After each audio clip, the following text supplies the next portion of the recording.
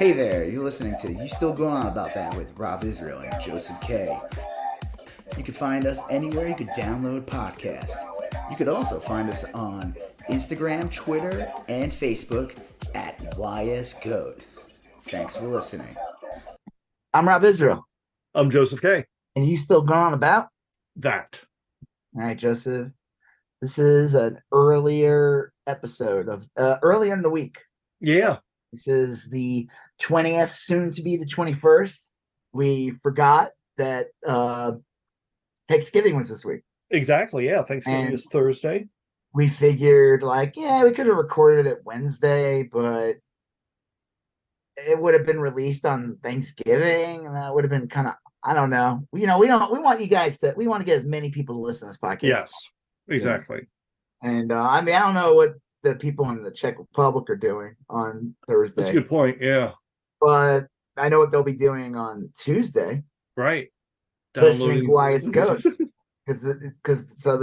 This episode, now we were like, will there be enough topics? We usually like doing these shows in the middle of the week. Yeah. Yeah. Because a lot happens in the beginning of the week. Yeah. But a lot of fun, I don't even call it fun, maybe. A lot of funny stuff happened. And sometimes there's some good stuff that happens after we record. And we're like, oh, damn That's true, yeah.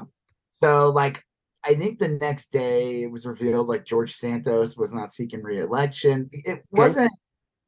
We didn't talk about that last week, right? I think we were talking, but we didn't talk about. Yeah, that didn't happen yet. No, because they were going to release his ethics report later on in the week. We didn't know about it yet. Right. So that'll be one of the things we're talking about. So what are we going to, that's why we're doing it. We were either going to skip the week, but we're there's a lot of good stuff here. So what are we talking about, Joseph? All right. So we're going to talk about the new Godzilla show, which is on Apple TV. It's not called Godzilla. Yes, it's called 30 Godzilla. No, it's called Monarch Legacy of Monsters. Is that the name of it? Sure. Yeah, I think so. So they released 2 episodes. We watched both of those. We're going to talk about For All Mankind, which is the second episode of that, which is also on Apple TV. Season 4. Yep. We're going to talk about George Santos deciding not to run for re-election. We'll talk about why. Yep. We're going to talk about the January 6th tapes got released in a really shitty way. Johnson released them, right? Yeah, he scrubbed them of any timestamps and released them, and that's the timestamps. Yeah, release the timestamp. Then we're going to talk about Trump, who years after the Steele dossier is still talking about golden showers, which is. I went my whole life without talking about golden showers, but Trump talks a lot about golden showers. So we're going to talk about that. Then we're going to talk about the recent election in Argentina, which is screwy one. I mean, we'll talk about that in a broad sense. And then the last 2 things we're talking about are a plan to give vouchers to students in Texas got defeated. Yep. By a coalition of basically Democrats and rural Republicans. And then we're going to talk about Twitter losing a bunch of advertisers because Elon Musk tweets anti-Semitic conspiracy theories. He likes and responds to actual Nazis. Yeah, it is crazy. He consistently responds to and interacts with super shitty people, but also every once in a while he does with straight up really virulent racist, hate people. And then I mean, we'll talk about this later, but then it's Linda Yaccaroni. Yep, she comes on and says we're beefaroni. We're so aghast that you would accuse us of anti-Semitism. We're not anti-Semitic at all. While Elon Musk is retweeting anti-Semites everywhere. Yeah, it's really bizarre. Anyway, so that's what we got on tap for tonight. And but you were going to talk a little bit about, now you watched and I didn't. You were going to talk about Blue Beetle, just for a second. You saw that? Just a second. Blue Beetle. Done. Let's move on. Damn. Next. All right. So you gave me a second. And I'm amazed I was even able to say Blue Beetle in a second. Did you liked it though, right? Blue Beetle? Yeah, I liked it. I mean, like, it did okay. It got pretty decent reviews. I mean, it came out in like August. August can be an odd month where people are done kind of like you have to like come out with something like I feel like you have to come out with something super fresh for people to come out to see a movie in August. And this movie looked good, but it didn't look like anything we haven't seen before. Like if this movie came out and there wasn't like 30 other superhero movies, this movie would be like I think people would have been like holy shit, Yeah. Like he looked cool, the character looked cool, the villains were okay. The family dynamic is good. The characters, I like it. It kind of spoilers. There's some similarities between this and Ant-Man. Ant-Man, where you meet Scott Lang, but you find out there was a character that existed before who was Ant-Man. Yeah. Hank Pym. They decided to go like make him like an older person who was Ant-Man, operating as Ant-Man back in like the 60s through the 80s. And this is kind of similar where you find out that Ted Kord was Blue Beetle, and but he didn't have. There's a scarab, which this Blue Beetle didn't have, but he gets it. Yeah, he's getting all kinds of crazy powers. They don't really know. I think they say it comes from space or some shit. Kind of remember the Guyver? Did you ever see the Guyver? It was an anime. Yeah. And they made like I did. They made some movie, like actual live action movies, and they were like okay.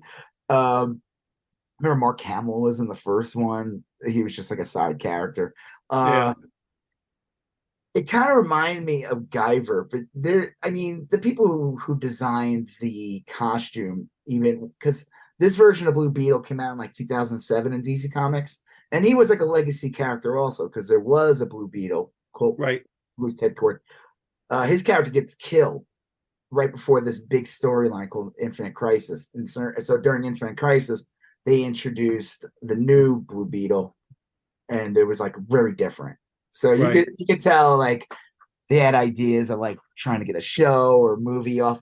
They've been working on this for years. Now, did they also? Who played Sergeant Snorkel?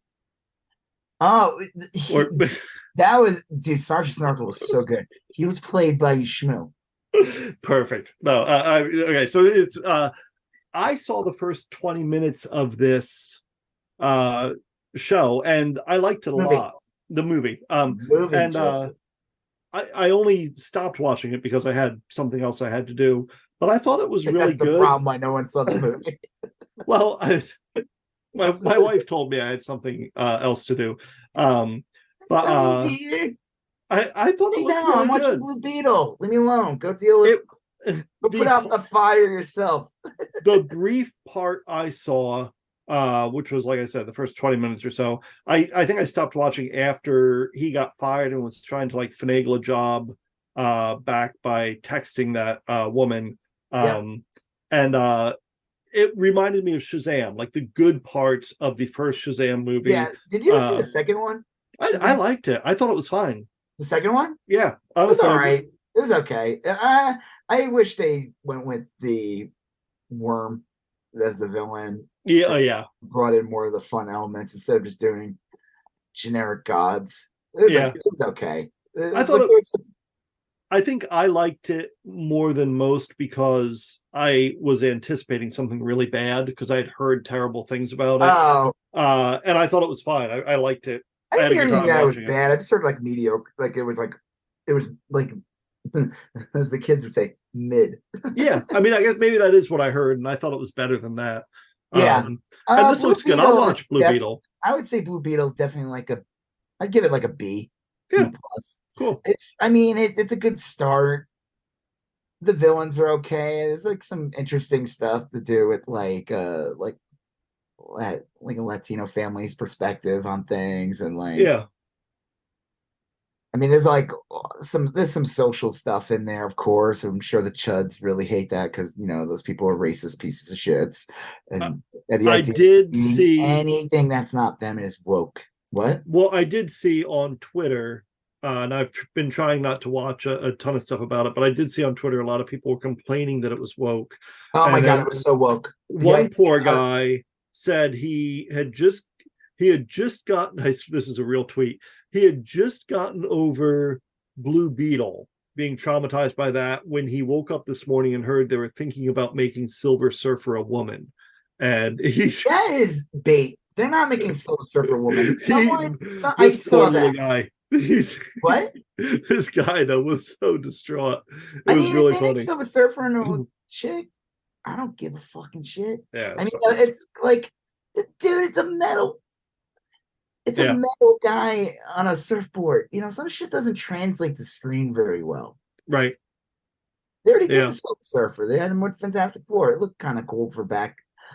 I don't know. I think it came out in like 2007 or 8. I'm sure it doesn't hold up the effects, but I think that was bait. I think what I think what happened is a story leaked. There is a character called Frankie Ray.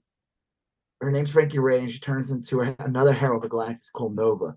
And she has a similar appearance to Silver Surfer in that she's like gold, but she's kind of like on fire.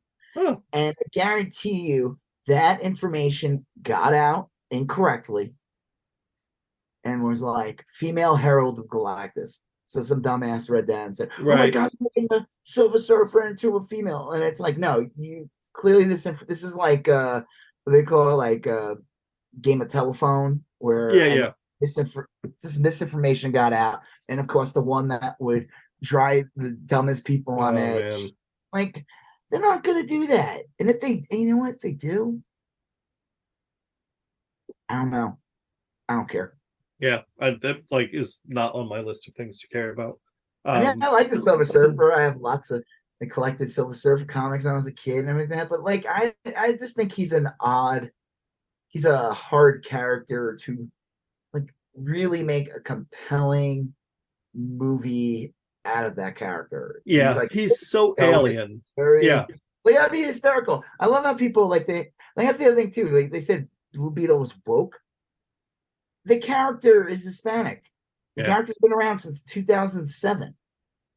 Yeah, I didn't read too much about it. I mean, I was thinking more of a Ted Cruz Hispanic. I didn't know it was going to be that kind. Yeah, right. But yeah, it looks like that funny line where George Lopez is like, "Batman's a fascist." God. Well, they're talking about Blue Beetle, the original one. Yeah. Gordon. He his uncle talks about him like he has all this respect for that character and everything, and then he said, "Oh, so he was kind of like Batman." He's like, "No, Batman's a fascist."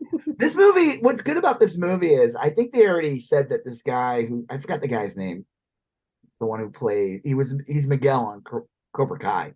Yeah. Okay. Yeah. The actor who plays Blue Beetle. That I think he is supposedly, if they use Blue Beetle again or anything, it's going to be that guy. They're going to bring him in.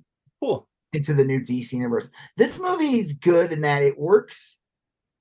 I'll say this. You could watch this movie as its own thing. They do reference the existence of the Flash. They say the Flash is in Central City. They say Superman's in Metropolis, but it doesn't, you're not forced into any like bullshit Zack Snyder story that didn't go anywhere. Gotcha, yeah. It kind of can exist on its own. It acknowledges that we're in the DC universe and there's these other active superheroes in this world, but you're not it doesn't constrain the story, and that they can, even though this was not technically part of the James Gunn DC universe, it can kind of just get grandfathered in, like, yeah, that makes sense. It kind of like, it doesn't like, anyways, it doesn't lock into any other stories. I like that. Like sometimes that's all you need. It's just say like, "Oh yeah, you mean like how the Flash is in Central City? Cool." Yeah, you don't have to go on like, "Oh, you mean like Flash when he was played by that guy who got arrested a bunch of times in Hawaii?" I don't know why they would say that. The movie. Yeah, no, but I agree. I like the context of it being in that world, but without like a lot of the baggage, or it could be at it doesn't even matter. You could put it into any DC universe. Like if they reboot the DC universe 17 times, this movie would still fit in some way into whatever iteration of DC universe they do. I think they did it in a smart way. And honestly, it's probably how they should do a lot of their movies, because that way I just think, like, that was the problem with like the Flash movie too. Is like people knew going into it that this was the Justice League movie that was pretty much canceled, and that like all these characters that are in it are not coming back. We didn't know if Ezra Miller was coming back, but I have a feeling he won't be after how poorly the Flash did. I don't think they're not going to bring him back. I don't know what their expectations were for Blue Beetle, honestly.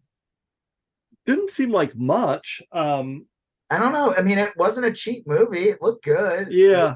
We're fine. There's a really cool part with like Blue Beetle's like vehicle, the original Blue Beetle, and they ride it out. It's a really cool looking. It's a cool scene, and it's a cool like feature in the movie. Funny thing before I move on, the Blue Beetle is actually not a DC character. What was it? Like, was it one of those? There was a line of comics from another company called Charlton, and DC bought all of them. The Question, Judo Master, Peacemaker.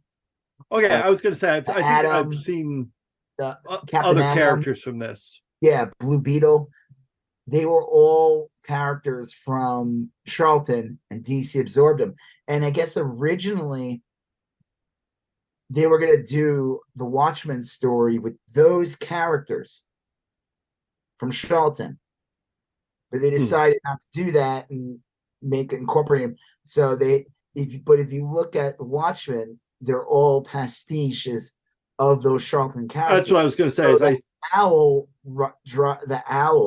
Night Owl, was a pastiche of Blue Beetle, and the ship that the owl flies around in. I don't know if you remember in the movie and the show with the eyes on it. It resembles the Blue Beetle's vehicle too. And the Question is basically Rorschach. Like, so there was kind of a cool little thing. Like, so the Charlton characters lead to the Watchmen. Right. Okay, that makes sense. Yeah. I know the movie didn't do well commercially, like money-wise. I mean, I don't know. Let's see what it made real quick. Well, it wasn't a huge success, but it did get a good audience response. Yeah, it said it grossed $72.5 million. Worldwide 129 million. Movie was deemed a box office bomb and the lowest grossing film in the DCEU. I don't know what it costs to make. Aquaman's gonna do. Yeah, because Aquaman comes out in December. I saw the trailer. I mean, it looks like it might be fun. It's just crazy when you look back. They were talking about this too. Like, and it's really a disingenuous argument. I'm gonna go see the Marvels tomorrow. Oh, cool, yeah. But it's considered like Marvel's worst performing movie ever. Like it performed worse than like, it's comparing it to Morbius, which I think is Jesus. Well, whatever. But Morbius isn't even technically a Marvel movie.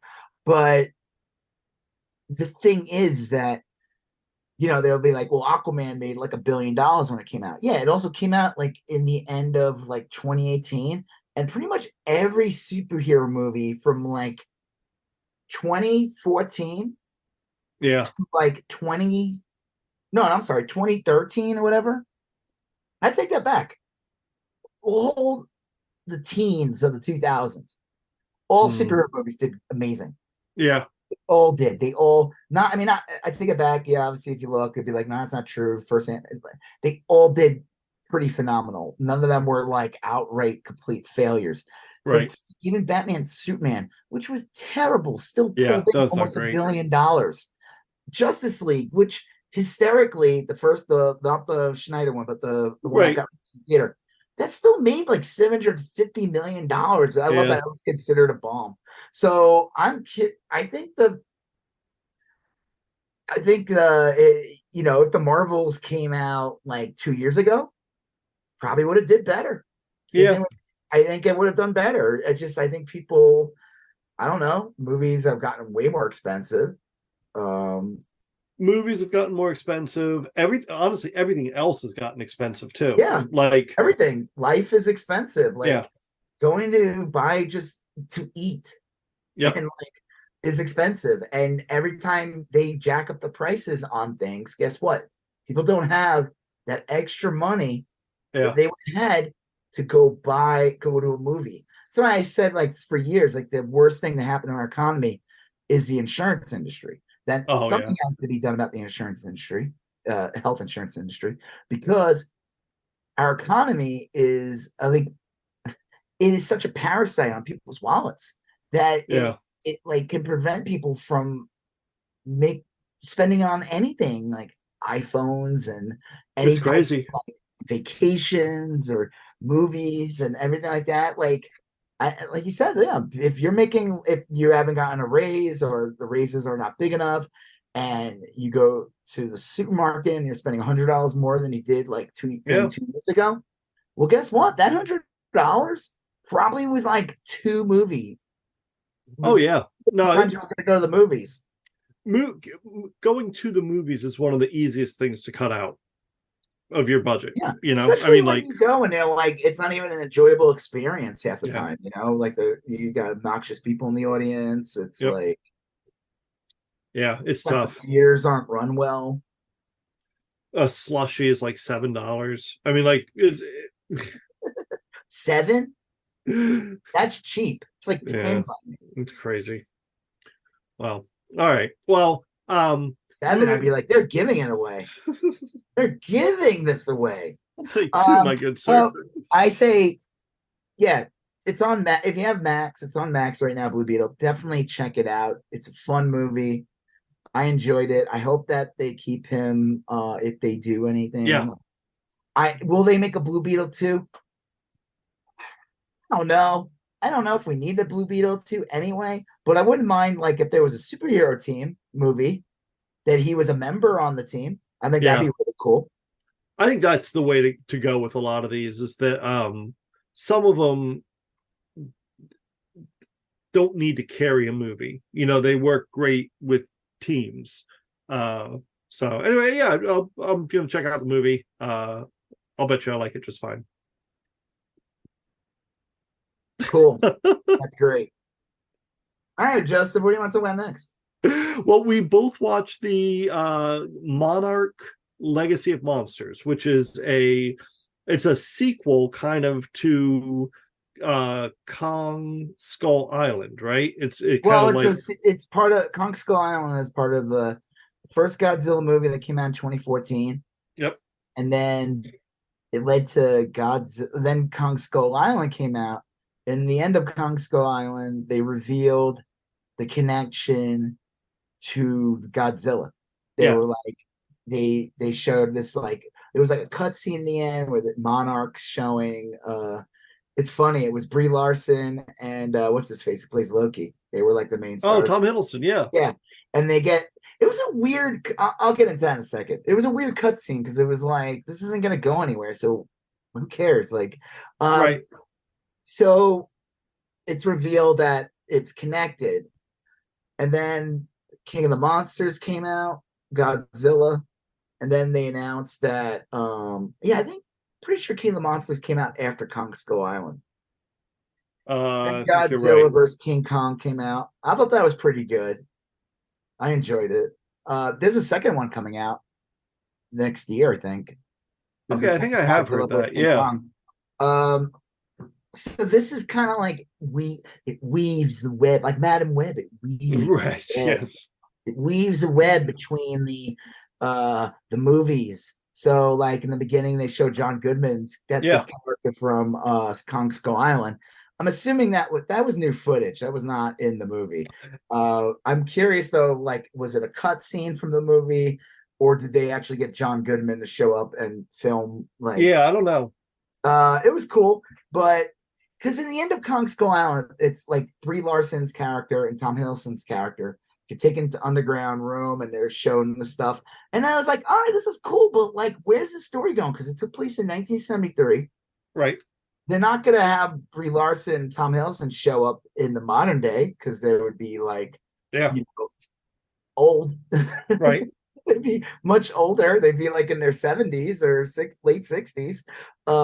So I always thought that was like it was a cool reveal, but it was like an odd thing to show with those characters because there's not going to be any.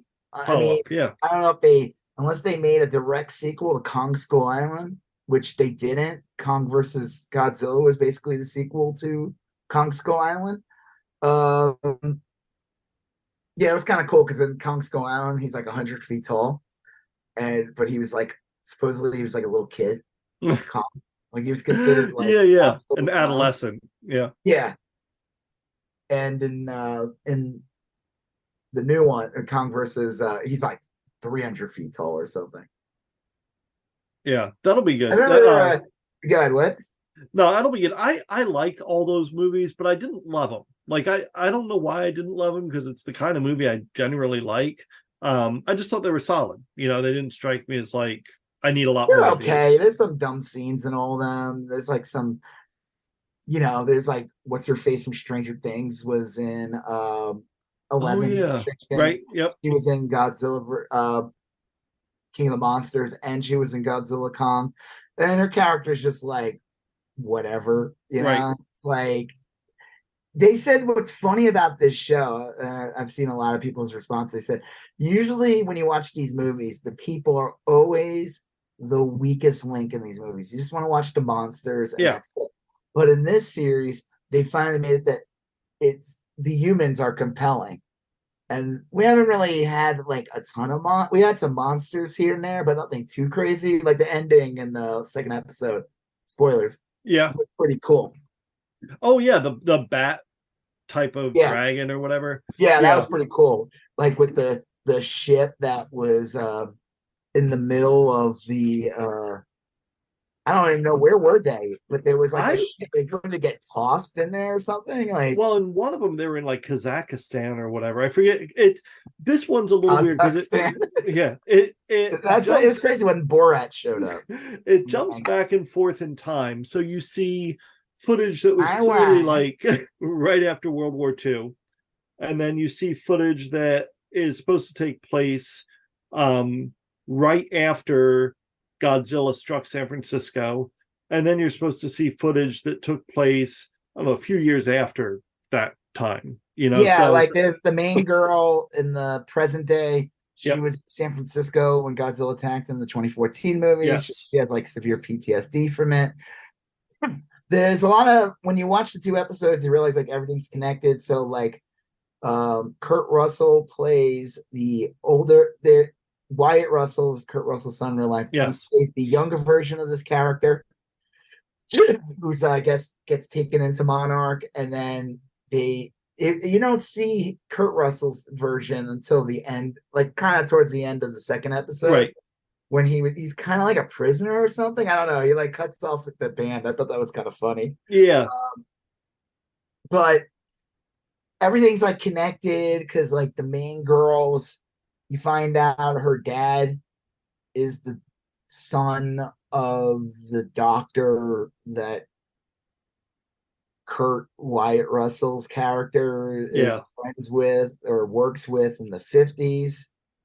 So there's like a connective tissue between the families and the generations, and having this one character played by two different actors who are related has kind of a cool little effect. Yeah, it does. It's real natural. I like the flow of the back and forth through time. I always think that stuff like that helps with the pacing. It's kind of like what Secret Invasion should have been like. Yeah. You could show where they should have had like, you had all the scenes at Gravig or whatever going on now, but then constantly flash back to like younger Nick Fury and Skrulls going on missions, and like that could have been like, it would help weave the web, like Madam Web weaves the web. I make fun of that. We talked about the Madam Web. That was bad. That got worse the more I thought about it. That movie looks like caca shit. You know what's funny about those movies? Somebody even said it. Like Marvel they milking the Spider-Man IP by throwing all these B and C and D characters in movies that it's actually it is diluting the brand. And about this Man Web movie, this one just further dilutes it because it's like Spider-Man's not in it, but we skirt the line. So there's a guy who kind of call it Web, yeah. There's a guy who kind of looks like Spider-Man. There's a Ben Parker's in it, Ben, but a younger version. It's like, come on, this looks like garbage. I think this. I joked around with you a little bit about this one, saying it needed more Godzilla. Hey, I Godzilla in that one scene. It screamed, and Kong was in it for like 2 seconds in the beginning. Yep, and you saw the bat. We got hairy nut spider. Yep, there's a big spider and like fought a crab or something, and John Goodman was like, "Holy shit!" And then there's like bugs, and it looks like spoilers. It looks, even though everything's kind of told out of order, it looks like that woman that worked with, the younger version of Kurt Russell. She gets killed or taken by those cockroaches or something. And then there's that giant bat monster in the end. Yeah. It feels like she died, but I don't know. I mean, it's hard to say. I don't know. It's been real fun so far. I really like the production itself. All these Apple shows, you can tell they put a lot of money into it. Cheap. No, it doesn't look cheap at all. The acting is pretty good. The moving back and forth, like you said, between time kind of keeps the story going. I think this is really good. I mean, I don't want to say it's a surprise because I kind of expected it to be good. It's just nice to see it as good as I expected. I just wonder how it will do. I wonder, like, if people will be confused by this show. Yeah. Like, if you never watched any of those movies, which there's a good chance. It's not like they were like Avengers Endgame. Right. I mean, they did okay, but I don't think they ever did like, because it's odd. It's like on Apple, like it's a show that should be on like Max, because like Max WB I think made those movies. So like, I don't know. Are those movies available to watch on Apple? I don't know. I meant to, because you'd probably pay for them.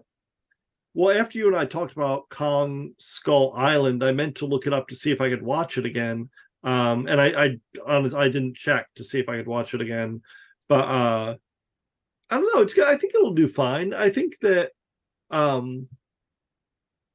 the hurdle is getting people to give a show like this a shot. If you're into genre TV, you're going to give it a shot and you'll probably like it. The trick is like, would someone who doesn't necessarily like Godzilla movies watch this because it's got a compelling family element to it? Yeah, well, the kind of people who watch Godzilla destroy buildings and fight monsters, the thing they're always looking for is a good family structure. Right, yeah. Or maybe just a structure for them to destroy by smashing through the structures. Buildings, not the family. I mean, there might be families in those buildings. Well, I think anybody who watches it will like it. There's like all sorts of random shit going on. There's kind of love interest stuff. There's cool scenery. Oh yeah, you can totally tell he totally dig that doctor. The Kurt Russell character when he's younger. And she ends up marrying the doofy guy from what was that show he was on Comedy Central? Him and those two guys, and they would like work in an office. He wasn't something, was he? Yeah, he was with that guy who was from Mighty Gemstones, Adam Devine or whatever his name is. Yeah. Like, what was that show? It was on Comedy Central. It up now. And they worked in an office, and it was like such a stupid show. Yeah. God, like, what was his name? Who was that? All right, so can tell me Anders Holm is his real name, and he was in Workaholics. Yeah. That was the name of it. Oh, he was also in the Muppets Mayhem. Yeah, he was. Muppets Mayhem was great. Did you watch that?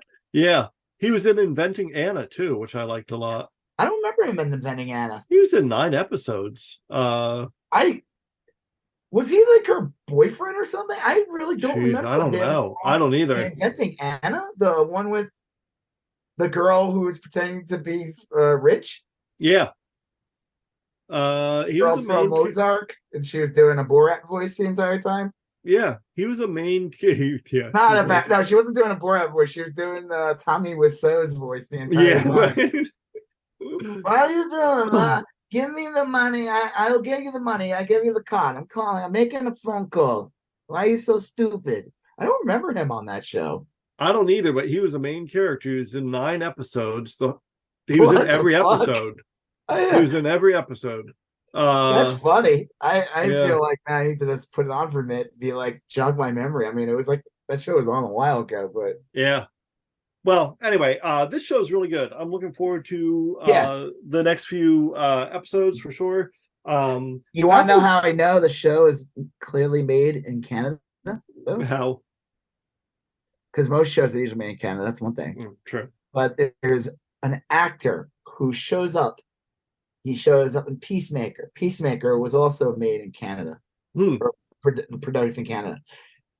In the beginning of I think in the first episode, when you meet like one of the flashbacks with Wyatt Russell's character, he's talking to like a person, like a higher officer or something. Yeah. And he's talking about like the bruise he got. Yeah. The guy he's talking to is this actor, and he was also in Peacemaker. He's just one of these people who you see all the time and stuff, but he's clearly a Canadian actor, and they use him. Like if there's a production going on, there's a good chance that guy's in it, and there's a 99% chance that means the show is mostly produced in Canada.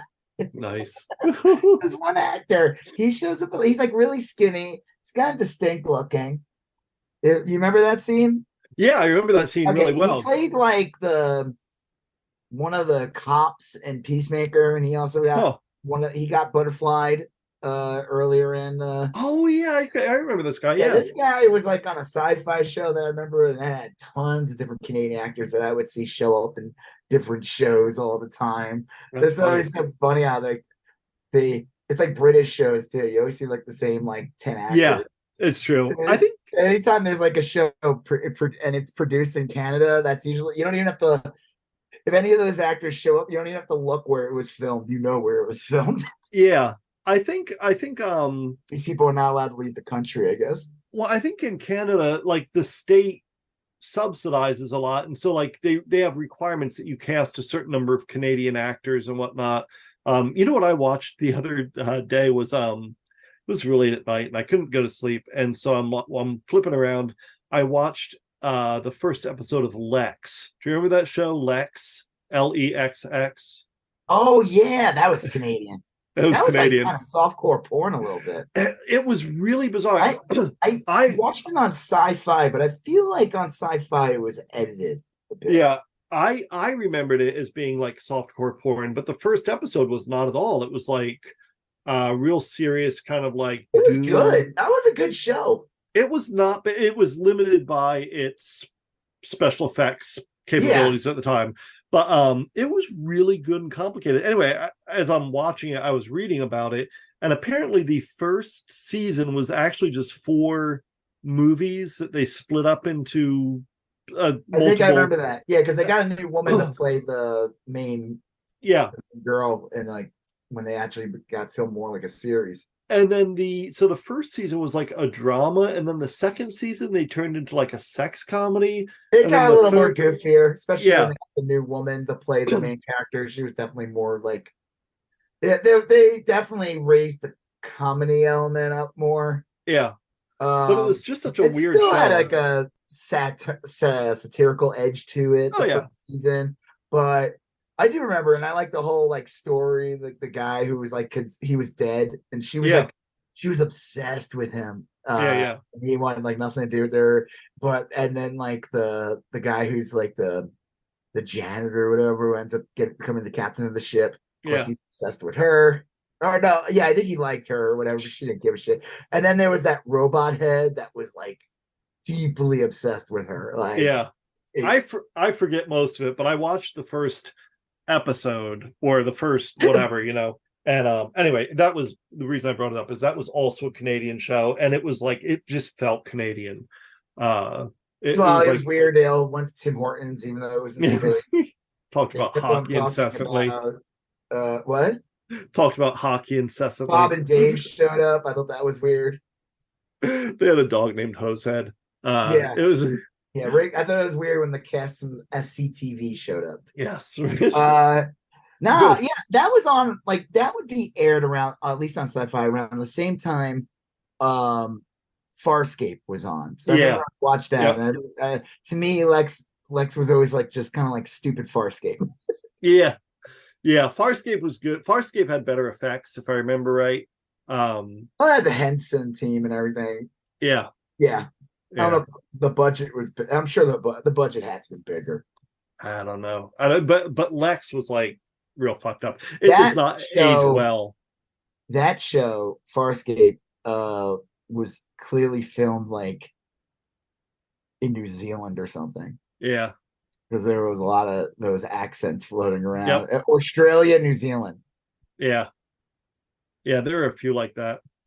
All right, so the next show we watched was episode 2 of For All Mankind. I thought it was really good. I think this one is going to be obviously there's like a very big class struggle element in it. On Mars? Yeah. Danielle's like, she does something cool in the beginning because like the people on the bomb can't even get like any Wi-Fi. They don't have Wi-Fi or anything. They can't talk to their families. That's why in the end, when he finally catches those videos, it's like it could have been like weeks old. He's finally getting to see him. But yeah, they don't get to eat well. They're treated like shit on the ship. What's his face? Kind of a dick about it. Ed, yeah. Yeah, he's just like, you're on another planet, dude. This should be like an honor. It's like, no, it's not. It's not an honor. Like, I might as well just be on Earth and be treated like shit. Well, that's what the guy said. He said that like when he got up there, he was sold on the fact that there would be bonuses available. And this happens a lot in workplaces. Like, hey, your base salary is only 50 grand, but you'll be making 100 grand easily because overtime and this and that and whatever. So anyway, the guy gets up there and there is no overtime and there is no bonuses, and so he's like making less money than he made on Earth, and he can't get home because they're going to charge him 150 grand if he goes home early, and he gets deducted for everything. So he's basically like a prisoner there. It's like indentured servitude or something. It's pretty much like those old company towns where you move to a town and the only place you could shop is the company store, and the next thing you know, you're in debt just working there. But it reminded I wonder if they're going to borrow from it or credit it. But there's a series of books. I've never read them, but they're like really well-regarded sci-fi books. And the whole premise is that on Mars in the future, something like this happens, and it's literally like people are on the bottom levels of a Mars, civilization are just getting used. And well, that was like that in Total Recall when same thing that were caused because of the cheap ventilation systems and the cheap like domes for the common people. So that's why there were so many people who had like defects, born with birth defects. They call them mutants and everything like that. But it was all caused by just greed. And that's it. Like they just didn't want to pay for shit.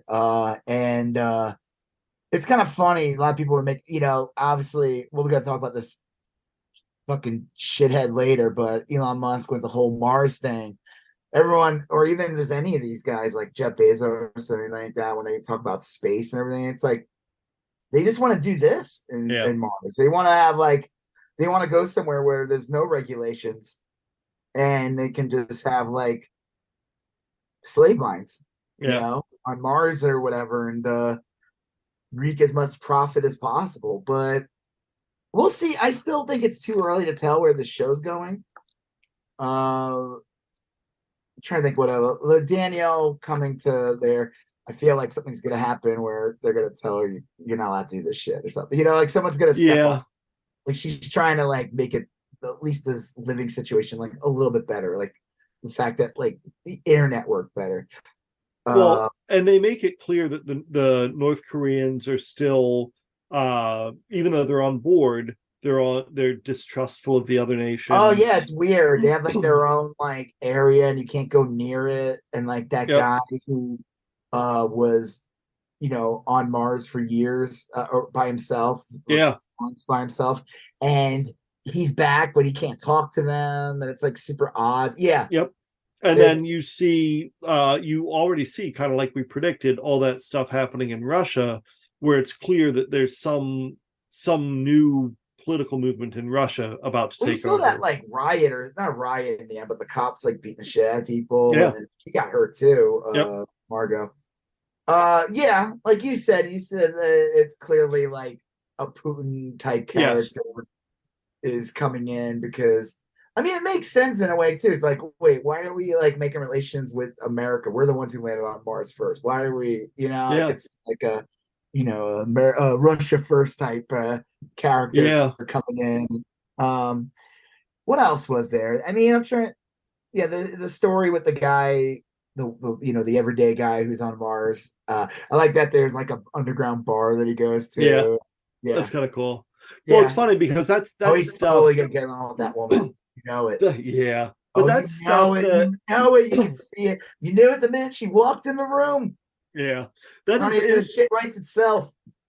You know that they're gonna get that'll be because he left this guy Dale, who seems maybe kind of a little bit of like a I don't know. He doesn't seem like a great guy. But the main guy, that everyday guy.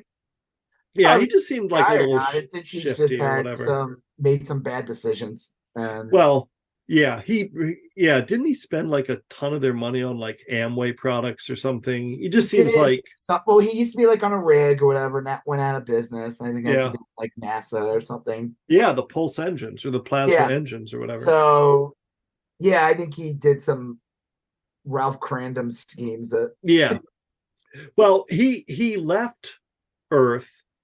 Basically, it's ironic because he left Earth to stay with his wife. Like, if I leave and go make a lot of money, then my wife will stay with me.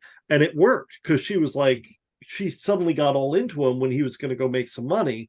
And then he left, and now he's stuck on Mars for 2 years, and he's going to hook up with that woman, or you assume he hooks up with that old Russian guy. I don't think that's going to happen. No. I think that might come out of left field if he does, Yeah. Be like, you know what? There weren't many options. That's not the one I thought was going to happen with. Yeah. I don't know. But you do see a lot of different things. And there's also the storyline I'm kind of least interested in, which is it looks like Ed's daughter Kelly might leave NASA and team up with I always get her name wrong, Alade, the woman who quit NASA. Remember they met in that bar? Oh yeah, that's right. They were hanging out, and then she was drunk and she puked like in the house or something.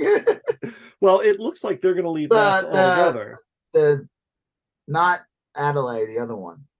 In your house, the little girl showed. Yes, Kelly puked in the house. But it looks like they're going to both not be with NASA anymore and kind of start a robotics company, or something like that. Is like I don't know what to think of his character, the guy from Home Alone, the voice of old Kevin. Oh yeah, years. I don't know what to think of his character. I'm just happy to see him working. Yeah. Yeah, I don't know. It's I love the show. I love everything about it. I will say this. I still like it a whole bunch. The new seasons are great. I don't have anything negative to say about them. But man, I really liked season 1 and 2 when they were like in the past. Well, season 1, because now there's the point of reference is, and we talked about this when we started talking about the show, last year or whatever, that at some point what is common of the two power worlds, like our world and this world, are just going to get further and further apart. That's why I said the fucking pop culture thing it drives me nuts because it makes no sense. It would not be the same. They would not have the same kind of music. They would not have the same performance. If they did have similar performance, they would be in different kind of genres. They would be different movies. They would be like the way people dressed would be different. They would be like they'd be also, like they'd be like people called Moonies, but they wouldn't be like the Moonies we know, which is like Kim Jong Moon or whatever. But actual people who like worship the moon, you know, because they were based on the moon. Like there'd be like the whole culture would be not just the fact that not just like, oh, we have all these amazing like you know, feats of humanity of like landing on Mars and colonizing it. It would the whole culture would be just massively different. Technology as we know it, the kind of cars people drive would be different. I wonder though, like it is it is a more advanced society than ours because like they got out over the gay marriage thing in the late 90s as opposed to, you know, us being like 20 years behind on that in a way. Go ahead. Sorry. Yeah. No, I wonder about that. Like, I don't have a good answer for the music and the clothing stuff. My guess is that they want it to feel rooted in our world. You know, they want so. But the thing that I find is interesting is that they even show people's cell phones and stuff, and the cell phones look rudimentary. They look like from that time period. They don't like. I don't think they have iPhones yet, but they had people talking on screens and shit back in the the 80s. I wonder if they're trying to say that like all the money went into like military / space exploration type of stuff, and that tech never really filtered its way into consumer goods. I don't believe that. I think like that shit's been they're using like touch screens, I think, and all that, and they have like video screens. That shit would have leaked already into the consumer. Usually it's always like 10 years behind or 5 years behind. And then eventually it makes it into the consumer.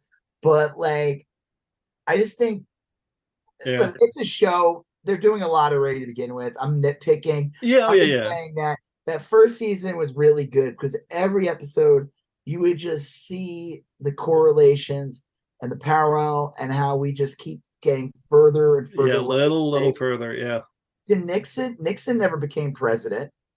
The only Ted Kennedy, because he got caught. No, Nixon was president actually, but I don't think he got reelected.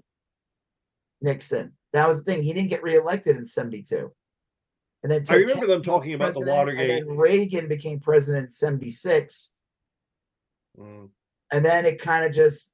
And then what's her face became president. Well, Ted Kennedy was president for a little while. Yeah, he basically beat Nixon. That's right. Yeah. And then Ted Kennedy lost to Reagan in 1976, which I find hard to believe. I think if Ted Kennedy got in 1972, he would have been right. Years. But whatever. I thought the Reagan thing I was a little annoyed by the Reagan thing. Like again, I felt like they're like, all right, well, the second season takes place in the 80s. We need to have Reagan was such a pivotal 80s point of the 80s. You still have to have Reagan in there. I'm like, whatever. Then what's her face became president, the fictional character, you know, turned out as a lesbian.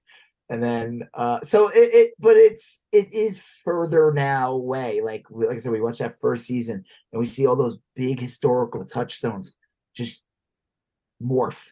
And you know, but the process speeds up too, like how women were treated moves quicker because women were such a big part of the going to space. And like remember that first season, they were so sexist. They want to space maidens, and there's like so stupid. But you know, like it's sped up. And even though, like in the last season, we saw that, like you know, what was like the bombing in Oklahoma City. It was kind of similar to what happens in NASA. Yeah, the NASA bombing was basically the Oklahoma City bombing. Yeah, kind of like that group, but it feels like we've progressed as a society and didn't like there wasn't a reactionary response more. Like, you know, the woman president gets reelected knowing that she's a lesbian and she has their girlfriend or wife Yeah, or yeah. whatever, and gay marriage becomes like legal, and it's not this big like the space race. And this is a big deal. This is a lot of truth to that. They said the space race supposedly really played into the civil rights movement. That like it really helps speed up things. Yeah, Civil rights movement. I think that's probably true. I think yeah. I don't know. I think that it's hard to say. I think they do a good job. I agree with you. I know you said that it's kind of nitpicking these types of details, but that is also what makes the show so good, is like all these little small details and the little kind of debates you can have about them. There's a comic series I read. I think it was either from Warren Ellis, or I don't think it was Alan Moore. It's Mm-hmm. called like Ministry in Space, and it was like basically what if like England was the one that started the space race. Oh, And by the end of there was 3 issues, and then by the end of the comic series, you see like we're on the moon or whatever. We have like bases everywhere. It's just evolved. It's kind of like similar to this, but it's different because the United States didn't lead on it. Like there's a scene in the end where a black woman who's an on yeah. the base, she's going into a colors only bathroom Oh, weird. because it was like United States. That's what they said, that like the space race really. I mean, you can look this up. It doesn't deserve all the credit, no, but the space race and in the United States did speed up the civil rights movement. And with England taking kind of the lead, it would not, certain things wouldn't happen. That's why, you still have these like segregated bathrooms and all that. Like, Yeah, interesting little like touch of like the what would happen in history. Like I said, that's why it's funny, Russia landing on the moon first makes the United States just never give up on like overstepping Russia. And the fact that the Soviet Union still exists. I think right. that's gonna be like the conflict in this season is you're like you said, there's gonna be like a Putin type I think so. Yeah. that's gonna cause like a huge monkey wrench, and maybe they're working with North Korea or something. I don't know. I could see like some kind of riot in Mars. For sure. Yeah. um I could see that happening. uh I don't know where it's going. It's only 2 episodes in. It's good, Yeah. but Well, I remember I was going to call him Roger Moore. I remember Ronald Moore uh, said he had like a Roger Moore. a 5 season plan for this. So we're in season 4. Octopussy. So hopefully like they get another season after this and he can like tell his complete story.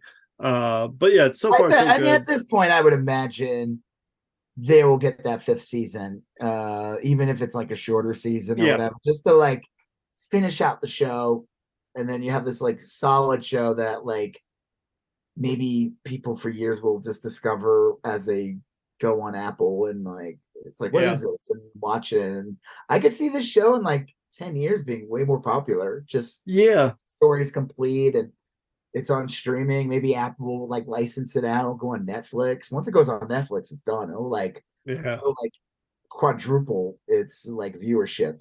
Well, it is I remember reading about this show before I watched it, and it just didn't sound good. Like nothing about it really sounded like great. And I forget like why I watched it eventually. I was just like, I'll give it a shot. Yeah, Just because you talked it up a lot when well, then I finally saw it and I was hooked like very quickly. Like, I don't know, it just didn't like, I even remember telling you at the time, I was like, no way I describe it's going to make it sound interesting, because it's kind of like it doesn't sound very interesting, but it's just so well done, and it is a great show. So. That was it too. The reason why the thing with women was because it was revealed that like I don't know if it was the first person on the moon or whatever was a Russian woman. Yeah. Well, no, it was the Soviet Union was the first one on the moon, and it was a man. And then they did something else, and It was Nixon, I revealed to think. be a female, and that's why they Yeah, had all of a sudden that big, like, bigger push, and that's how right. that one lady got in. I always Yep. love that they were like making you think she was going to be the lesbian the entire time, Yeah. married to that hippie guy. Yeah, I wonder if he's going to be in the show this Probably season. not. I mean, I don't know if he serves a purpose anymore because, like, Yeah. his wife's dead, Molly's dead. Yeah. and the woman that he was also good friends with. What's his what's the main guy's name? Ed's Ed. ex-wife. Yeah. He was good friends with her, and she's Right. dead. So I feel like they would have to have a reason for him to show Yeah. up. They You know? do. And I know this kind of sounds like a weird compliment, but they do a good job of forgetting characters. You know what I mean? Like some shows will constantly bring characters back or whatever, but like this show just moves on because that's how life is. You know what I mean? Like, Right, and until like there's a reason, like even Margot, not Margot, what was her name again? The one she ends up going blind and then she dies in the end of the last season. What was her name? that was Molly. Yeah. Molly. Yeah. She was gone for like a lot of the Yeah. episodes, but and then it made sense when she came back. Yeah. Yeah. Well, yeah. I mean, I enjoy the show. Like I said, I hope it does get a 5th season, or maybe they do a good job and they end it in the 4th season. I don't know. I don't know where it goes. That's the thing. Like, I feel like that first season and even the second season, we had like lots of points of references, but like once they went to Mars, it was like we're in a different planet. We're in a totally different universe at this point. Like, oh yeah, yeah. And they're spending less and less time on Earth, like just film wise. well, like I think filming on a little set that's in Mars is probably a lot cheaper. in the early episodes, the vast majority was spent on Earth. I remember there was like multiple episodes where they were still trying to figure out how to get off Earth. I love that they still have that fun that one bar that they keep going to now. I think it's like a Mexican restaurant. Yeah, that was good. I liked when Danielle came aboard and saw Ed. They both said hi, Bob. I thought that was kind of a cool little throwback.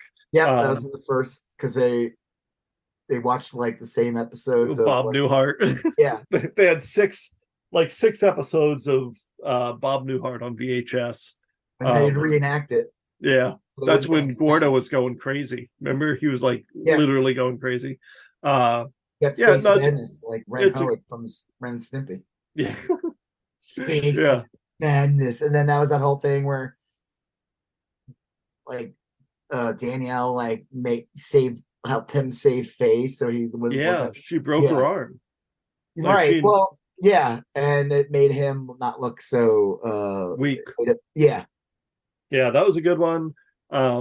It's just a great show. I mean, I literally, even my nitpicking about it, I do it kind of out of enjoyment because like the show is so good. I just want it to be perfect. Yeah, I'm curious, like, if we'll see the Gordo's kids show up. I'm sure we'll see the one that might still be on Mars. We have no idea what happened. My only wonder is like if he died, and that's going to be revealed at some point. Like I don't know what the actor's doing, if the actor's like not interested in going back on the show, but they've said a few things, and his absence is like very noticeable, because like he wouldn't still be in that little shuttle or whatever. 8 years later, they wouldn't have left him there. They probably would have done something else with him, like maybe send him back to Earth and he's in prison on Earth or something. Well, and he's not with his family, right? Yeah, so he's either on Mars doing something, or he's in prison on Earth, or he's dead. Yeah, and it doesn't seem likely that he'd be in prison to me. I mean, it doesn't because I don't know. It just doesn't seem like that would be part of the show. So my guess is that he died in space, abandoned or like exiled, and that's why Ed is so fucked up now. Ed feels like some guilt over it, and that's why he looks like he does, like a sea captain. We'll see. We'll find out. I'm sure by the next I bet you, what is it, like 12 episodes or something? Something like that. Yeah. I bet by like that fourth episode, end of the fourth episode, we'll find out what happened to a bunch of characters. There'll be like Yeah. the big A big info dump or something. yeah, they usually do that a lot. And then like by the mid season, they do another time jump. They jump like 2 years. They've pretty much done that every season. Yeah, they Even have. like in the last season, the big jump was when they were all ready to fly to Mars. Yeah. I still, the worst episode of the show Yeah. was the space hotel. I hated that was yeah. And that was stupid. That was the first episode of season 3. It was the first episode. Yeah. Yeah, it was so corny. It was so out of character. It felt like I was watching bad Star Trek. It felt to me like a lot of the shows I watched in the 80s that were like basically disaster films set in space, or disaster films set underwater, or I mean, it was like, I don't know. I mean, it was fine. I mean, like, looking back on it, I probably like it better now, knowing that it was just what it was. But at the time, I was like, oh shit, they did work into the plot, like the guy who was the independent person. He used the hotel as like kind of like the bones for the ship to get to Mars. Yeah. So it was kind of like it worked, but I just remember that. I was like, oh, this is so stupid. Yeah. It took me out of the show. It was like weird. It just didn't. Like, well, for the first time, it felt a wacky situation. Yeah, for the first time, it felt like a show. Like, not look, it didn't feel like a documentary. I know what you mean, but right, it just felt like a dumb show. Like right, like whatever was special about the show was sucked out the airlock. Yeah, it really was. I mean, looking back on it now, it's not a terrible episode, but God, it was real. My stomach kind of sank after I watched that. Like, oh man, like, you ever see those where it's like the networks came in and gave us some notes for this new season, we're gonna have an attractive more dames, a little more stimulation, right, and a couple of risky situations. It's like when a heavily serialized show gets like the orders that you're now going to do episodes of the week over and over. It's like that's what it double D's. Yep. Holy money. That's Rachel Dratch's character from there was this like agent. It was like these characters on SNL. It was like I don't even remember. They were like Hollywood agents or whatever. It was like a family of them. Yeah. It was like the son, father, and the grandfather. And Rachel Dratch was like the grandfather, just sitting there eating like potato salad the entire time. But every time in the skit, there'd be something where the words of wisdom from the grandfather would just be like double D's, and holding like wads of money. I don't remember who played the other characters or anything. I just remember Rachel Dratch dressed like an old man, like eating deli salad the entire time. Yuck. My stomach is turning just thinking of that. She's funny. All right. Speaking of stomach turning, George Santos is our shift into the I know you wanted to talk about that, but we didn't. We should have put on the list. What now? You didn't put on the list. We had a discussion about it. Yeah, a tweet that kind of trended a bit about bottled water. Access to water at expensive shows. Yeah, well, so the basic story was that some woman was at a concert. I think it was a Taylor Swift concert, and she died. I guess she was overheated, and the thing is, there was no water at the show. They ran out of water to sell, and no one was allowed to bring in bottled water. So there's no water for this person to drink, and she died. And look, I don't know the specifics of it. I just kind of like off the top of my head said, that it's ridiculous that you can't bring in bottled water to an event. And the tweet did like really well. I'd imagine mostly amongst 13-year-old girls, because it was like a Taylor Swift related tweet. Right. But it got like a ton of good feedback. I don't know how many times it got liked or whatever. It was a bunch. Let's see. But anyway, my theory was that, like, yeah, you should be able to bring in a bottle of water anywhere. And I know a lot of people said, well, it could be alcohol or whatever. And I was like, well, they sell alcohol at these places. This isn't an alcohol issue. They don't mind if you drink a bunch of alcohol. I think all these places should provide some kind of water.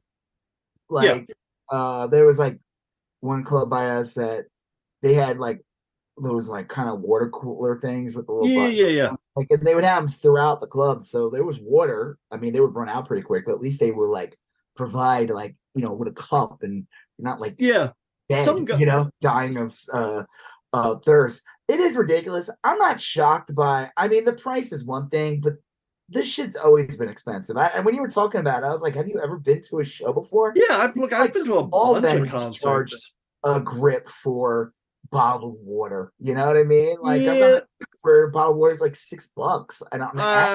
And stadium shows are horrible. They usually charge like, I mean, they charging you like $15 for a tall boy. Like, well, beers are crazy expensive, but I don't mind that. In fact, that's probably good. Yeah, because you love the you know, that's more important than water. Well, no, but if you charge like $10 for a beer, then that's like a good natural deterrent from some guy drinking 18 beers. That never stops anyone at these shows. Man, I see people at these shows. I'm like, okay, do they pregame? Like, I hate that term. Yeah. They get drunk in the parking lot or get drunk before they go there. Because if not, they are spending like $200 on booze there. Well, like, my wife and I do that when we go see shows at Dos Equis, which is down by the state fairgrounds in the Dallas area. We get there early and we bring a 6-pack and we sit in the car and we like drink a 6-pack before we go into the. Are you kidding? No, I'm 100%. That's 100% what we do. Oh, that's funny. Always. We put a 6-pack in a cooler, bring some chips or whatever. And if it's nice out, we'll pop the back trunk and sit in the back and just, you know, have a couple beers and then go in. And then when we go in, we'll buy one beer and kind of nurse it through the show. And then we go home, you know, perfectly sober and had a good night. Otherwise, you're spending like, you know, $70. Yeah, I go to these shows sometimes. I usually don't want to. I'm with my son, so I don't really want to drink. Anyway. Like, and I also don't want to spend like, you know, $15 on a beer. Right. I don't care that much, but like, I see people who are just like so shit faced. I'm like, my God, you must be like, like shit faced to the point by the end of the night where I'm like I said, either they are on something else or but like, I'm not shocked by. I think these arenas and everything like that, they should provide water. Yeah. And if you can't provide water, yes, people should be allowed to bring in bottles. Now, I get it. It's a security thing, you know. Someone can be you don't know what people be bringing in. I mean, like, I don't know. I mean, like, I've been to enough concerts to know that they like. I don't think it's a security thing. I mean, like, I get how you can argue that it's a security thing, but like, it's part of it. The money making part's the biggest part. That's the thing. And we're talking about water, and I just don't like the idea that like, and again, I admit, like, I'm kind of out on a limb here. I mean, I don't know that I necessarily think everyone should agree with me, but like, I think it's shitty that like the people or business or capitalism or whatever has like commoditized water. You know, like we're gonna make. That's been a problem that's just going to keep getting worse. I mean, we're in America. We don't even face how bad this is in other countries. Oh yeah. There's countries that are completely deprived of water. Like the head of Nestle saying that it is not a human right to have water, which is absolutely insane. And it's like, you might as well say air is not a right either. Yeah. So I don't know. I don't like that, and I know that like, if you have an outdoor concert, an outdoor venue, and it's 110 degrees or whatever, and you're selling a lot of tickets, you're selling maybe like at capacity or maybe even a little bit more, you know, if we're really looking at the numbers or whatever. And then you're telling people that they can't bring in water. And then you have a line that's like 2 hours long to get water or something. Oh, yeah. Like, fucking let people bring in water. What is it going to like? They're not going to walk in with closed, closed plastic bottle. Like, you don't want people bringing in like a reused bottle where you don't know where they got the water. Like a sealed bottle. They have to show it when you go there.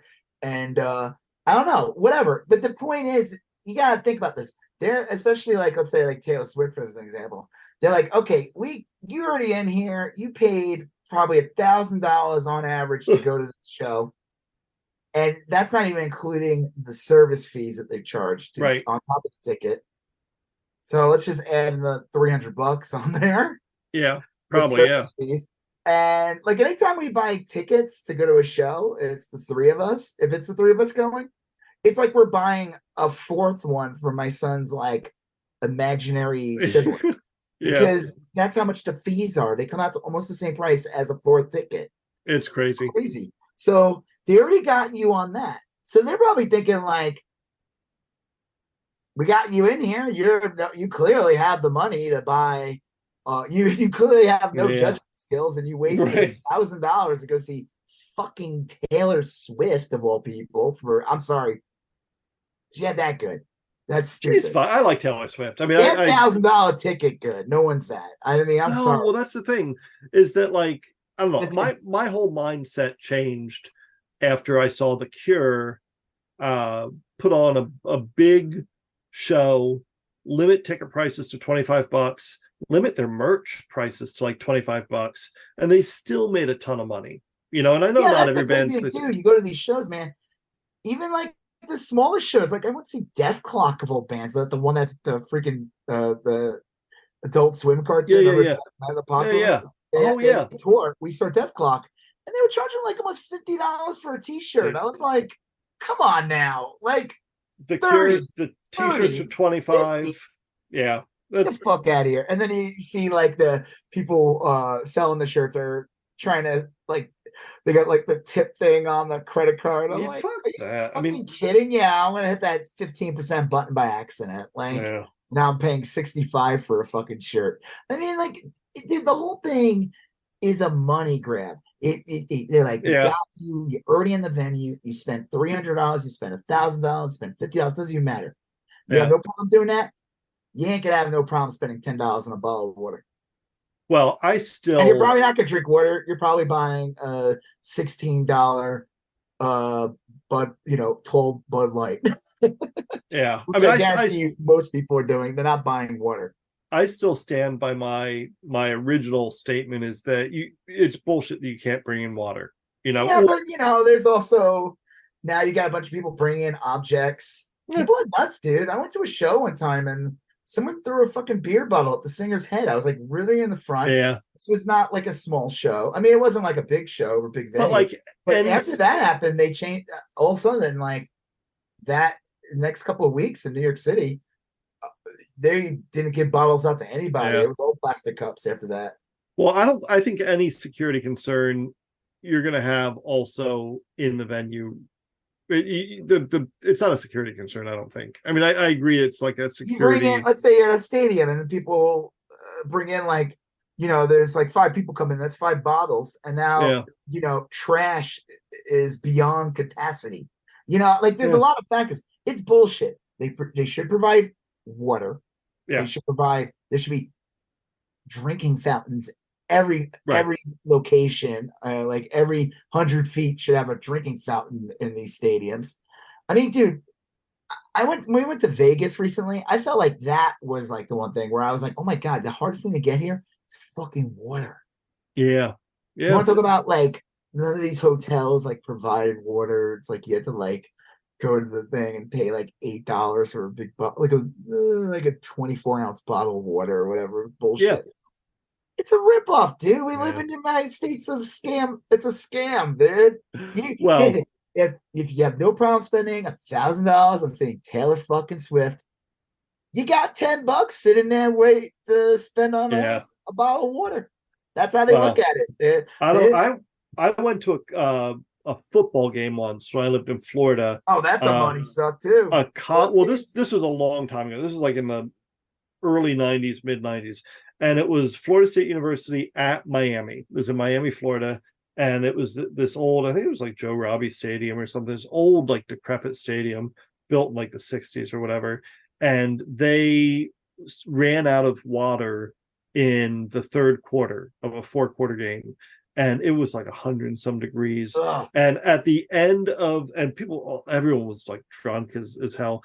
At the end of the game, the fans had, in the concourse, like underneath the seats where the concessions were, people had pulled pipes apart, and just there was water flowing everywhere. It felt like I was like UN helicopters were going to swoop in with food for us or something. Yeah, but like that fucking Woodstock thing. Yeah, it was it was a small scale Woodstock thing. So anyway, that was my tweet. I found it. It looks like it got like 1,000 likes or something. It was retweeted. Did anybody call you like a snowflake or anything? No, but like some 13-year-old quote tweeted me and said it was crazy. My phrasing was crazy. And I thought about it. How do you know they're 13? Because they just seemed it. Probably 50. I will say that I looked at their past tweets and they were all like bullshit about like my teacher's so mean or whatever. They were clearly a kid. And Mr. Bopple, such a bitch. And I commented on her retweet of mine, and I was like, well, what about it's crazy? Like the grammar, or like what do you mean? And they're like, you need to think about what you just said. And I commented back like, look, I'm not here to like think about what I did. I just, if you have something to say it. Yeah, I'm making a solid. I mean, if I don't know, like, I think what you're saying is right. I don't think anything you said. I think there's some things that there's some things I disagree with. Not like just the whole.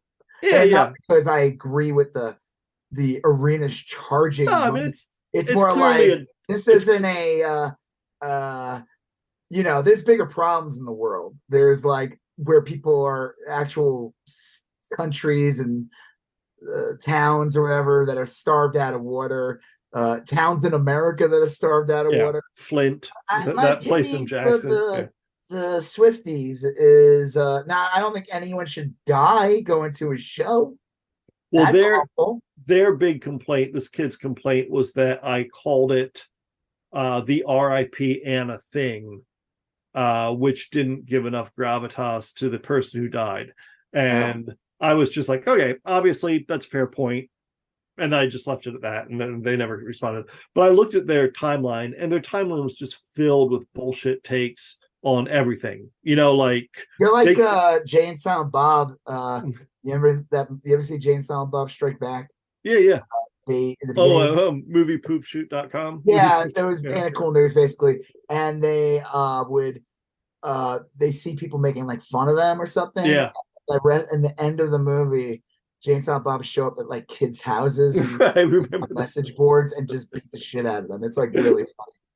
Yeah. No, this was, because like I looked at it, I was like, okay, that is a fair point, and I just left it at that. But then I looked at their tweets, and it was like all bullshit, like making light of things that are serious. And I was like, look, that's just how Twitter works. You know what I mean? Like, yeah, I don't really engage. Like, I see people like some asshole was tweeting out this thing, this AI thing where he was correcting art, and supposedly it was like a troll, whatever. I don't know. I retweeted it's like, you're not a fucking artist. You don't understand the original art. Said something else. And I had people leave a comment like, oh, you fell for a troll, whatever. I'm like, dude, how is this any different than any of the other AI people? Yeah. If he's claiming to be kidding, okay, but that's not how it comes off. It sounds like every other AI chud who's not kidding. It does, yeah. Who thinks they are creating actual art when they're not. Like, I'm sorry that I missed the joke. Even had people agree with me who were like, yeah, it doesn't matter. Like this shit is prevalent. Like you see these assholes all over Twitter and other social media, like posting their bullshit prompts and stuff and acting like they're artists. So sorry, I didn't read the 100 Twitter thread to realize in the end, oh, this was a clever trolling. Yeah, I mean, I don't know. I don't have that much. Whatever. I didn't even care. I didn't respond back to anybody. I just said, I don't give a shit if it's real or not. Like, it's still, this is how they all are. Mm-hmm. Like, Wow. and who knows? Like, maybe he had started out and then he was like, "Oh shit, I'll save face by saying I'm kidding." Yeah, it could be. Oh no, this is a clever troll on my part. Yeah, that's we have a dish called steamed hams right here. So which Aurora Borealis. This in your kitchen, localized to your kitchen. time. All right. So speaking of trolls, what? Speaking of flim flam and trolls, George Santos announced that he's not going to run for re-election after a scathing ethics report where even Republicans were like, "Yeah, we got nothing." This guy's Did you see his tweet though?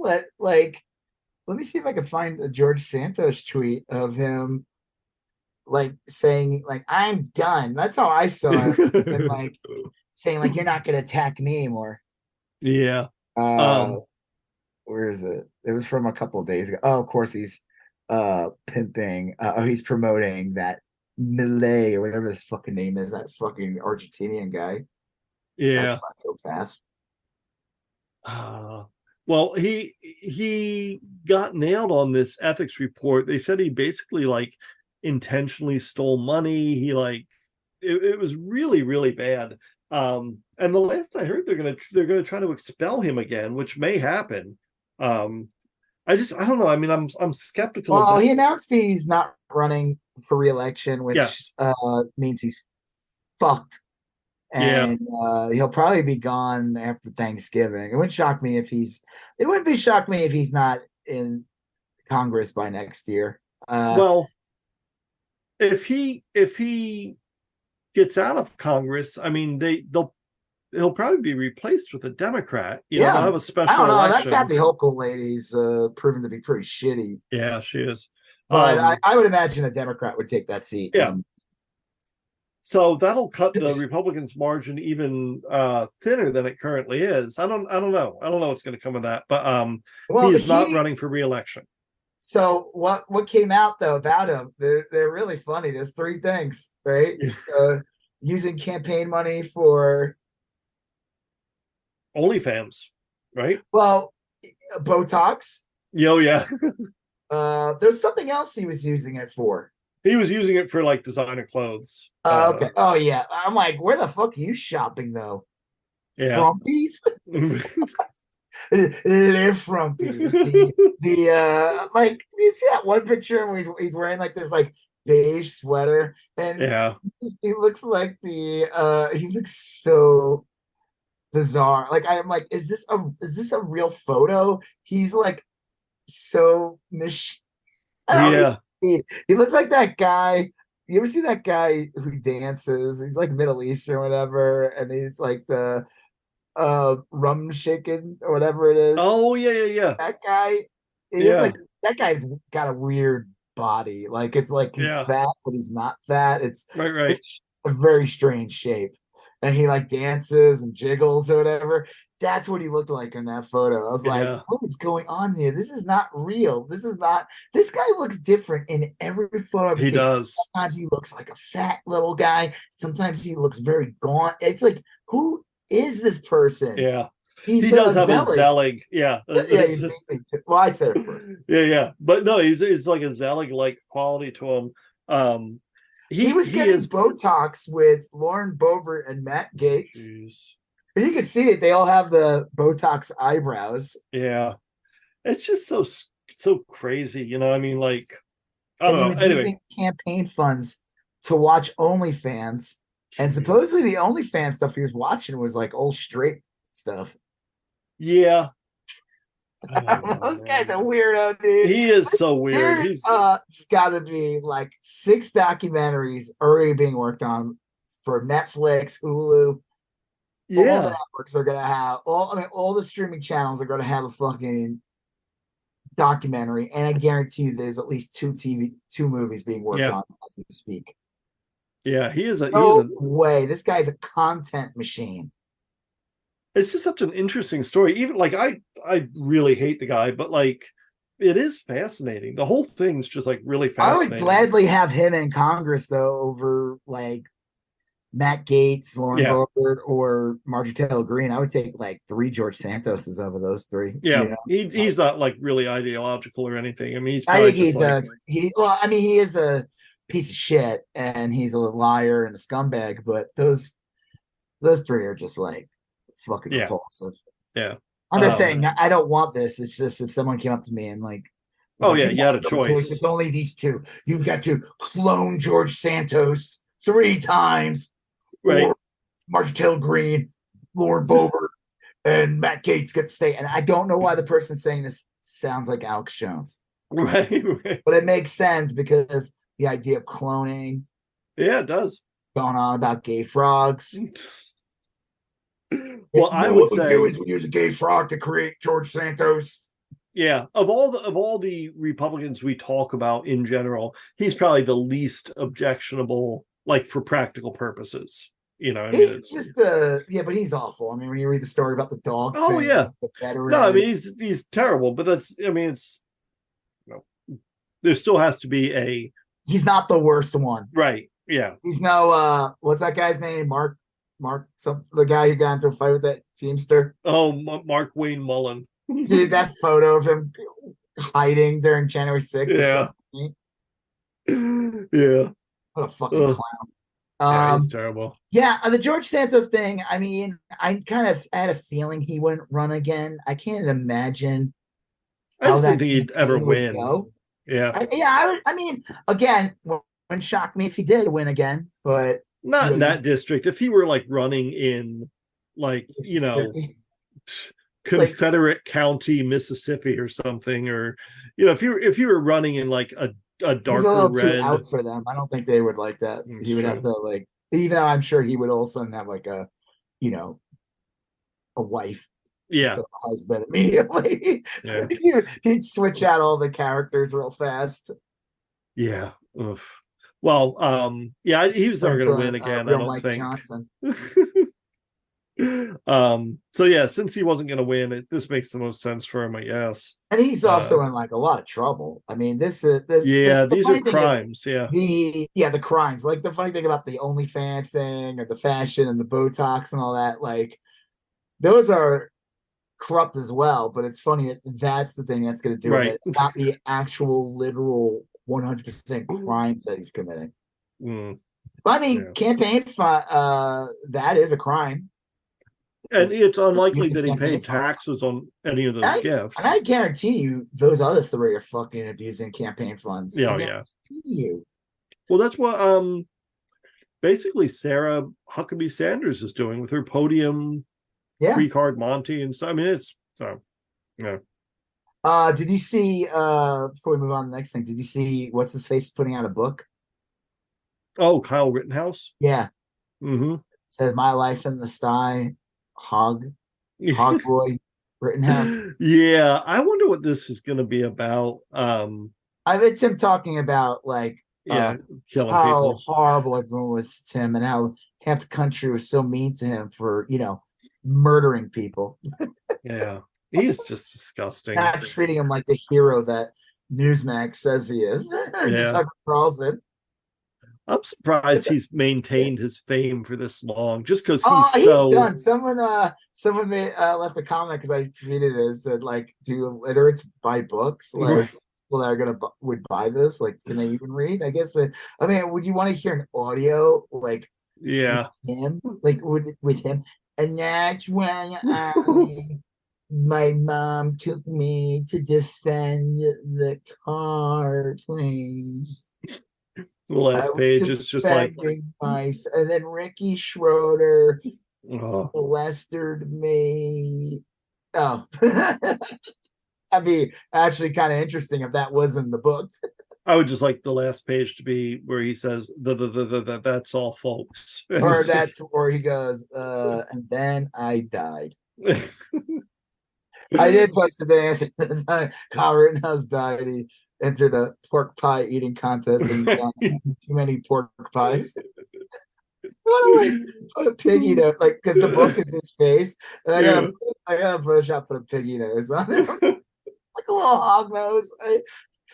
I mean, it won't take me long to do. I haven't done it, but one of the people who follow me left a comment on it and said that they noticed that money must be running dry because he doesn't have a blue check mark anymore. Oh wow! He was paying for it. Yeah, yeah. He doesn't have a blue check anymore, so I don't know. Feed is not cheap. What? That feed is not cheap. Yeah, hog feed, horse paste, and hog Slop. feed. Yeah. Wow. All right. So the big news that happened over the weekend was that Mike Johnson unilaterally decided to release a lot of J6 tapes. And the chuds everywhere immediately sprouted giant woodies over this. They were convinced that these tapes were going to show or reveal that the January 6th was an inside job, but it was set up by the feds, and they had all these different things going on. And they're enraged that people aren't exonerated because of these. And the footage is like, I don't know, there's some footage that shows people just walking in the halls, and they're like, "You see, this is just a peaceful." But then there's like tons of footage of like people spraying mace on like cops and like beating the shit out of people and breaking shit. And the funny thing about this footage is, it's like, "Oh, thanks, Mike, for all the footage. Why don't you send that? Let the FBI look at it." Yeah. Open. I mean, it's like this bizarre, like. Well, it's like, are they that stupid? Like, you just put out, like, you probably screwed over a couple of people that attended that. For sure. The two things I've heard that I liked the most was the first guy, some guy on Twitter made a comment under it. It's like, Your Honor, why are you only looking at the 5 minutes of film in which I robbed the teller and not the 45 minutes in which I was driving to the bank? You know, like, there's going to be a lot of film of people not committing crimes. It wasn't nonstop crime committing. There's probably also times where they were walking down the hallway or checking in with their parents, or who knows what they were doing, you know? And then the second one is like, there's a debate where a guy said just what you said. People are going to be arrested because of this.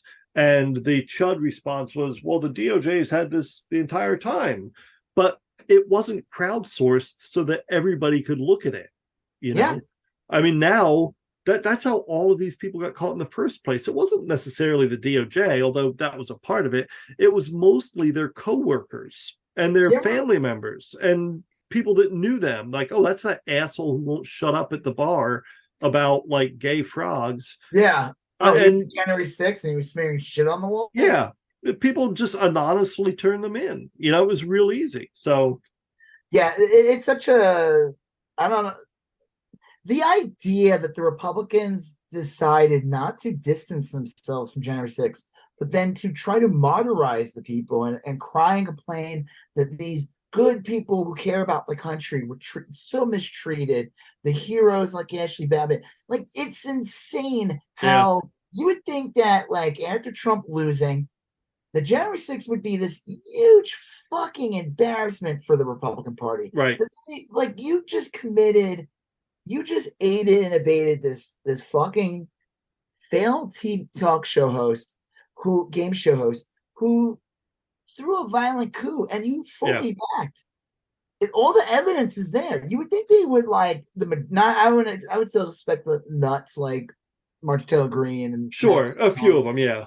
Yeah, but like the majority of the Republicans would be like distance themselves. Yes, just backing slowly away. But that's not what's happened. Insane. And then like, or try to pick a couple of fall guys who actually, you know, like a couple of QAnon shamans and whatever, try to get the blame on them. But instead they're like pushing, no, Antifa did it. And it's like, wait, what? So, not to say that people who participate in Antifa or whatever the right wing thinks it is are Biden supporters, but I would imagine, regardless of what some lefties might say, Biden winning the presidency is a much bigger win for the left than if Trump kept the White House. Right. That would be a major loss to all of the left.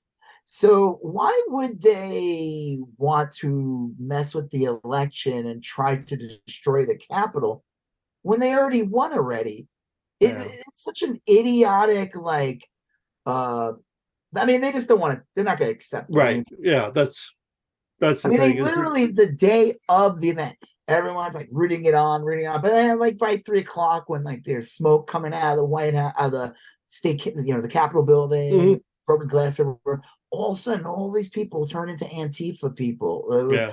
It's weird how that worked. It's crazy. They hit the Antifa button.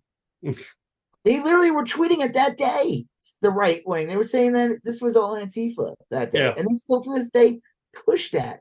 But you would think idiots like the Speaker of the House of the Republican Party would want to distance himself from January 6th. No. They've gone straight into it. Would use the type of dialogue like, we came together and, Joe Biden's the president. Well, let's move on. Like, you think they would just pull some bullshit, try to downplay it and, belittle it as much as possible. But, like, no, they, like, triple down on it, and it's insane. It's really crazy. So, yeah, go ahead, release all the footage you want, man. You're just going to get, like, more people arrested and good. Yeah, and honestly, like, I know that they're all amped up about Ray Epps, and they think that like that some of these people were feds or whatever. Like, okay, if they were, then like, I mean, like, I don't understand. Feds that protest all the time. Yeah, there's fed. I went to a Democratic meeting in New York during it was when the Republican what was it? The convention was going on. There was a Democratic Democratic at a bar in New York. And I remember this guy sitting next to me. This dude comes in. He wouldn't drink or anything. He wasn't getting a drink or anything. I'm like, this guy's cool. He was asking all kinds of weird questions.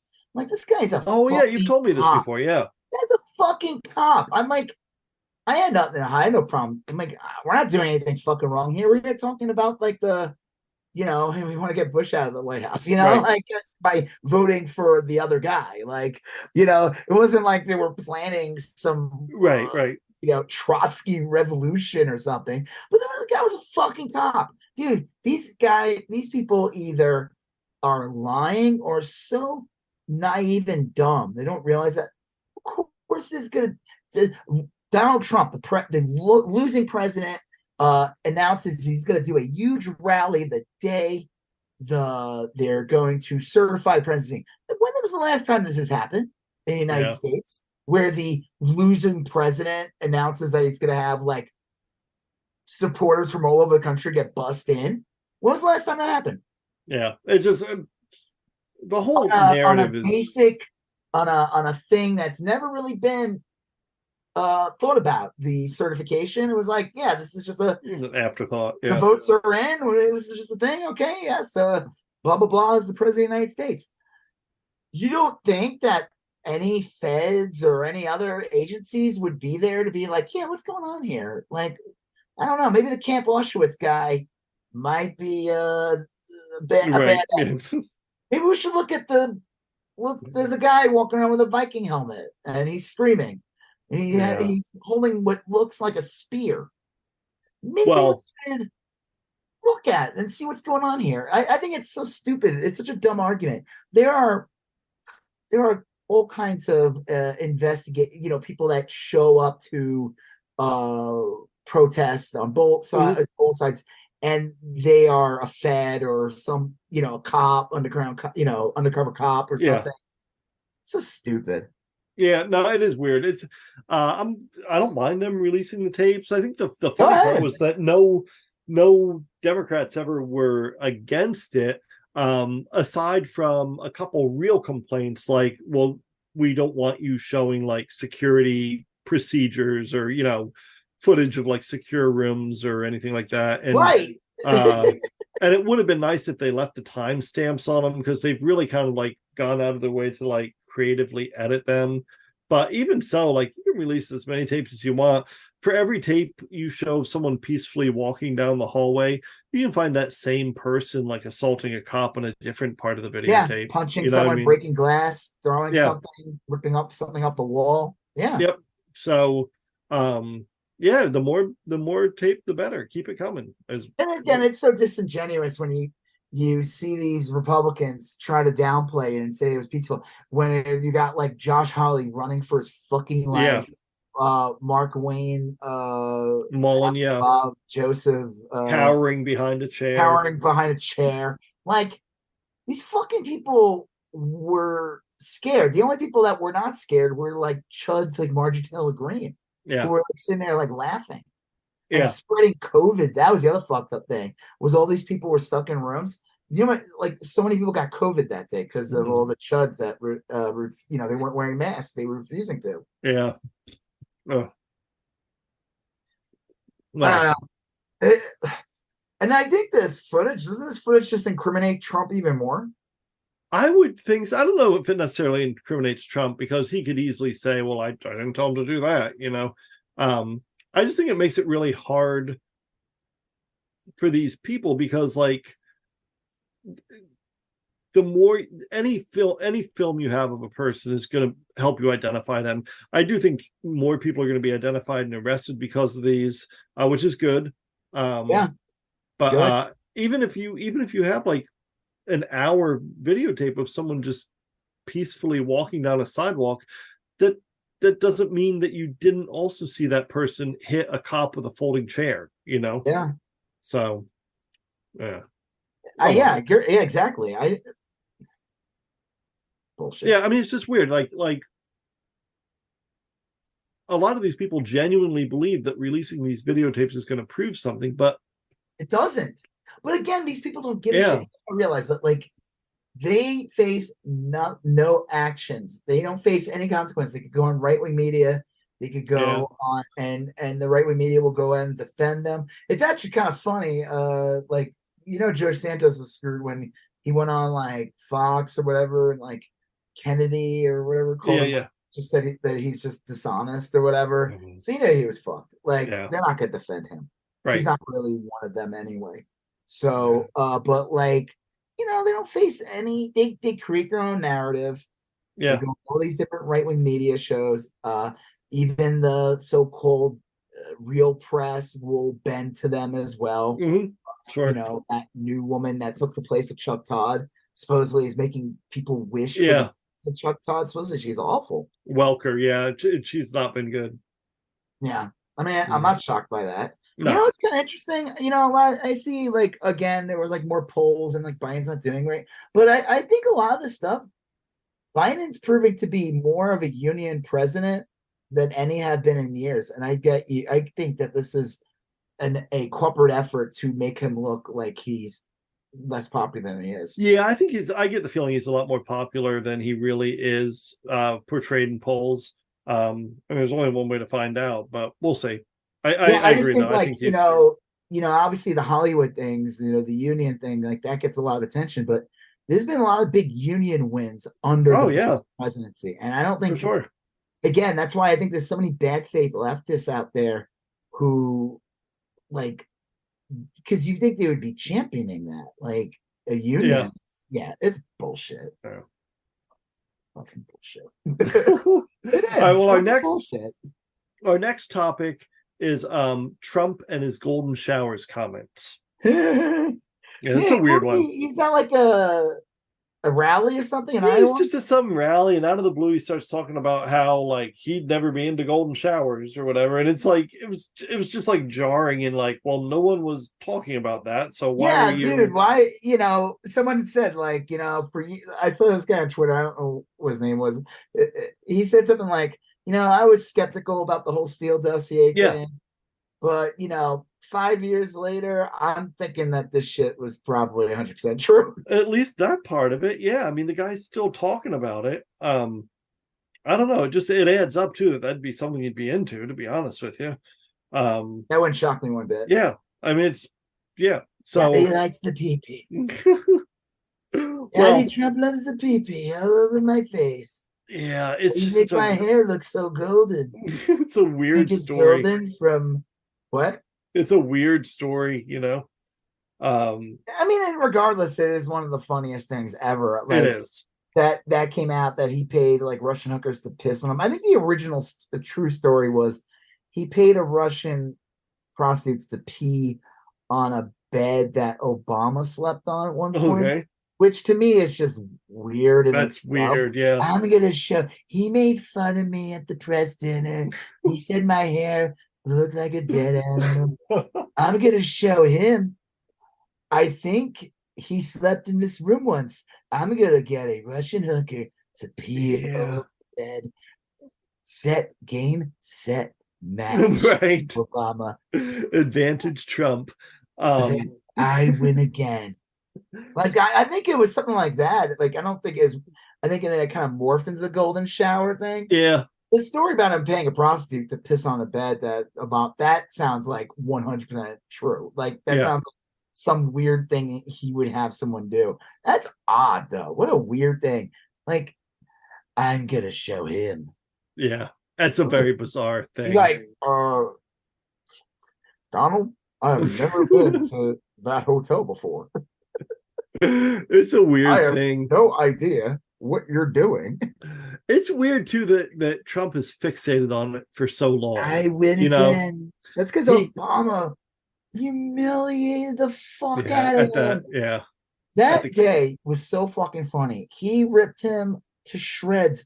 Trump literally announced that he was not going to run for president after that. Obama brought out because the whole long firm birth certificate. He released it that he's like, here it is, asshole. And then what happened the next day after he annihilated Trump? Osama bin Laden was killed. Oh yeah, I remember that. Right. The operation to get rid of Osama bin Laden. Did you see that weird shit about like some tapes or something, some letter that Osama bin Laden wrote? Yeah. He was getting around. Some people were like, he was right, or whatever. Then some people were like, what the fuck are you doing? Yeah. I don't know. I mean, I didn't read too much about that, but I did. The headline I read that was about it was like younger people are like more sympathetic to bin Laden than you might think. Is this, take what you read from him with a grain of salt. Sure. Yeah. And maybe this is a battle you should not. There's other battles to be won. This is not one to. You just look like a fucking idiot. Yeah. Yeah. Let's say this about bin Laden. He was just another rich kid who got poor people killed. Right. Yeah. He got his own people killed. He got our people killed. He got just another rich asshole. Came from a very rich family. He's a religious zealot. Yeah. To everyone to live the way he did or whatever. I don't know. I never met the guy. Yeah. Supposedly he had a lot of porn on there's do you ever read about that? He was just hanging out. Yeah. I don't know where he was hanging out, but he was hanging out where'd they find him, in Pakistan or something? Yeah, on the border of Pakistan. It's kind of funny. Maybe for a decade that he was living there. And it was just it was always odd that he was taken out around that time. I was like, yeah, fuck it, let's get him. It's been 10 years, Right. Yeah. He already snapped the fingers and wiped out half the humanity. Let's go get him. There's a power surge in the border of Pakistan. Yeah. Yeah. I don't know. I don't know that necessarily people believe that younger people are sympathetic to bin Laden, but I do think they're sympathetic to the notion that that it wasn't the context of that was a little more nuanced than maybe. Wait, are you telling me that they didn't attack us for our freedom? Yeah, I think that's it. Is that a lot of these kids have been for fucking big boomer babies? They don't attack us for our freedom. Yeah, well, that's it. I mean, I think that's what happened with the Vietnam War, is that a lot of those kids were brought up on a certain narrative about war, and then they realized that that wasn't the case, and that caused a big shift in the culture. And I think that when people hear about bin Laden, they're like, okay, obviously he was a monster that should have been stopped. But like, if you look at the historical context, there was some weirdness there, like where he probably did have like legitimate. I said, he could be 100% right in his letter. Sure, yeah. But you know what? Yeah, maybe not that one, right? Maybe wait like 30 more years and see if see where the temperature lies on Osama bin Laden. For sure. I think right now you just look like a jackass, and you're hurting. Like, it's just not a good name. I mean, like, no, don't. It's a weird battle to fight. I don't care if Osama bin Laden was right about everything in his letter or wrong about everything. Right. That's besides the point. But of course, never mind. I was gonna make a joke about who should have been executed that day at SEAL Team 6. Wasn't bin Laden. Oh yeah. Bush administration. Oh fuck. All of a sudden I get like knocked on the door. Right. It's Dick Cheney. All right, so we had election results in Argentina. Right? Oh yeah, it went really well, right? They picked a competent person who's not drooling. No, they picked like they picked an absolute psycho. It looks like someone drew a face on a cantaloupe and then put a toupee on that cantaloupe. That's what this dude looks like. He's just super psychotic. It's like yelling all the time. He dresses up like a superhero. Yep. He smashes things with like a hammer or something. Mm-hmm.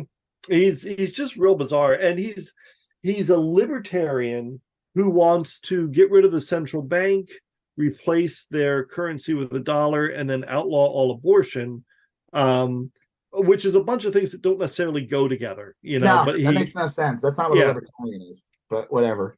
But then again, I don't know what a libertarian is. That's true. I feel like it changes on whoever is deciding to claim they're a libertarian. Yeah.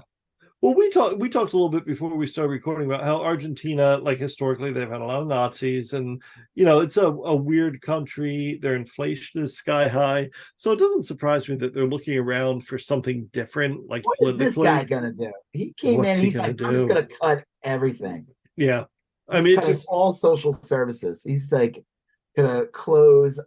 Like, dude, you're just making it easier for like corporations to come in and just rape the country more and more. Like, come on, get the fuck out of here. Yeah, it's just such a, I don't know. I don't know. A ravenous looking psychopath. It's crazy. It's like, where do they grow these people? And then like his the first lady is his sister. Yeah. That just sounds really, it's kind of sad at the same time. It does. It sounds like Jamie and what's her face from Game of Thrones. Cersei. Maybe. Yeah. The Lannisters. I don't know. I mean, I get why Argentina would go for this guy. I mean, like, are they known for ever picking someone who's not a fascist? No, I mean, but 3 years ago they voted to have abortion rights. I mean, like, they've done some better things lately. Well, this guy is such a complete joke. Like, he's like a cartoon. It's like if somebody said, hey, you know what, Trump, what if we made a bunch of different Trumps, and this Trump is the googly-eyed Trump, right, someone's too. Are you telling me that you made someone that is stupid as fuck? Like, that's kind of what he is. He's like the googly-eyed Trump from he looks just like unhinged. A lot of his policy plans seem unhinged. Like, if he wasn't a complete fascist, he could have been like in a pretty cool band in like the early 70s. Like, everything. It looks like he could be like in some like British rock band. Yeah, like a third guitarist for a touring version of the Monkees or something. Yeah, he's not on stage either. No. He plays in the background. Yeah, it's like a guitar tech, gets on stage every now and then. He just looks like trouble. How a person like this gets into power. It's absolutely insane. He like dresses up like a superhero. Yeah, he's just he looks so weird all the time. When they said if like Reddit was a person or something, yeah, I can see that. I can see that. Yeah. Well, I don't want to be like one of those people who are like, that's what you get for voting, because not everyone voted for him. But do you know what did they release? Like what the percentage was? Won by? Let's see. I don't know. If they did, I didn't see it. Let's see. Argentina election results. The Libertarian, he won. Jeez, let's see.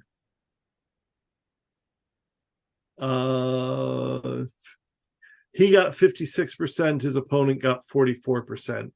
So it's a pretty sizable win. I mean, it's not like crazy. That's what it gets. Yeah.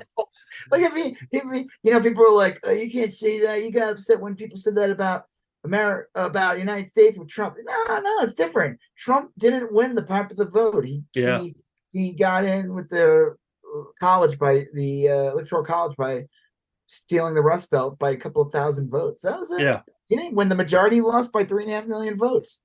Well, I don't know what's going to go on with Argentina. I don't know if it's like part of a wave of governments like this springing up in South America, which would be really scary, or if it's just limited to like what's going on there, which I hope so. It's weird. Yeah. No, sometimes like it's good to pay attention to these presidential races and stuff because they can be infectious. And around the time Trump won the presidency, he or stole it, or whatever you want to call it. Yeah. There were a whole bunch of like fascist people who came into power at that time, or were coming into power. It was like Marie Le Pen, who was like one of the worst fascists.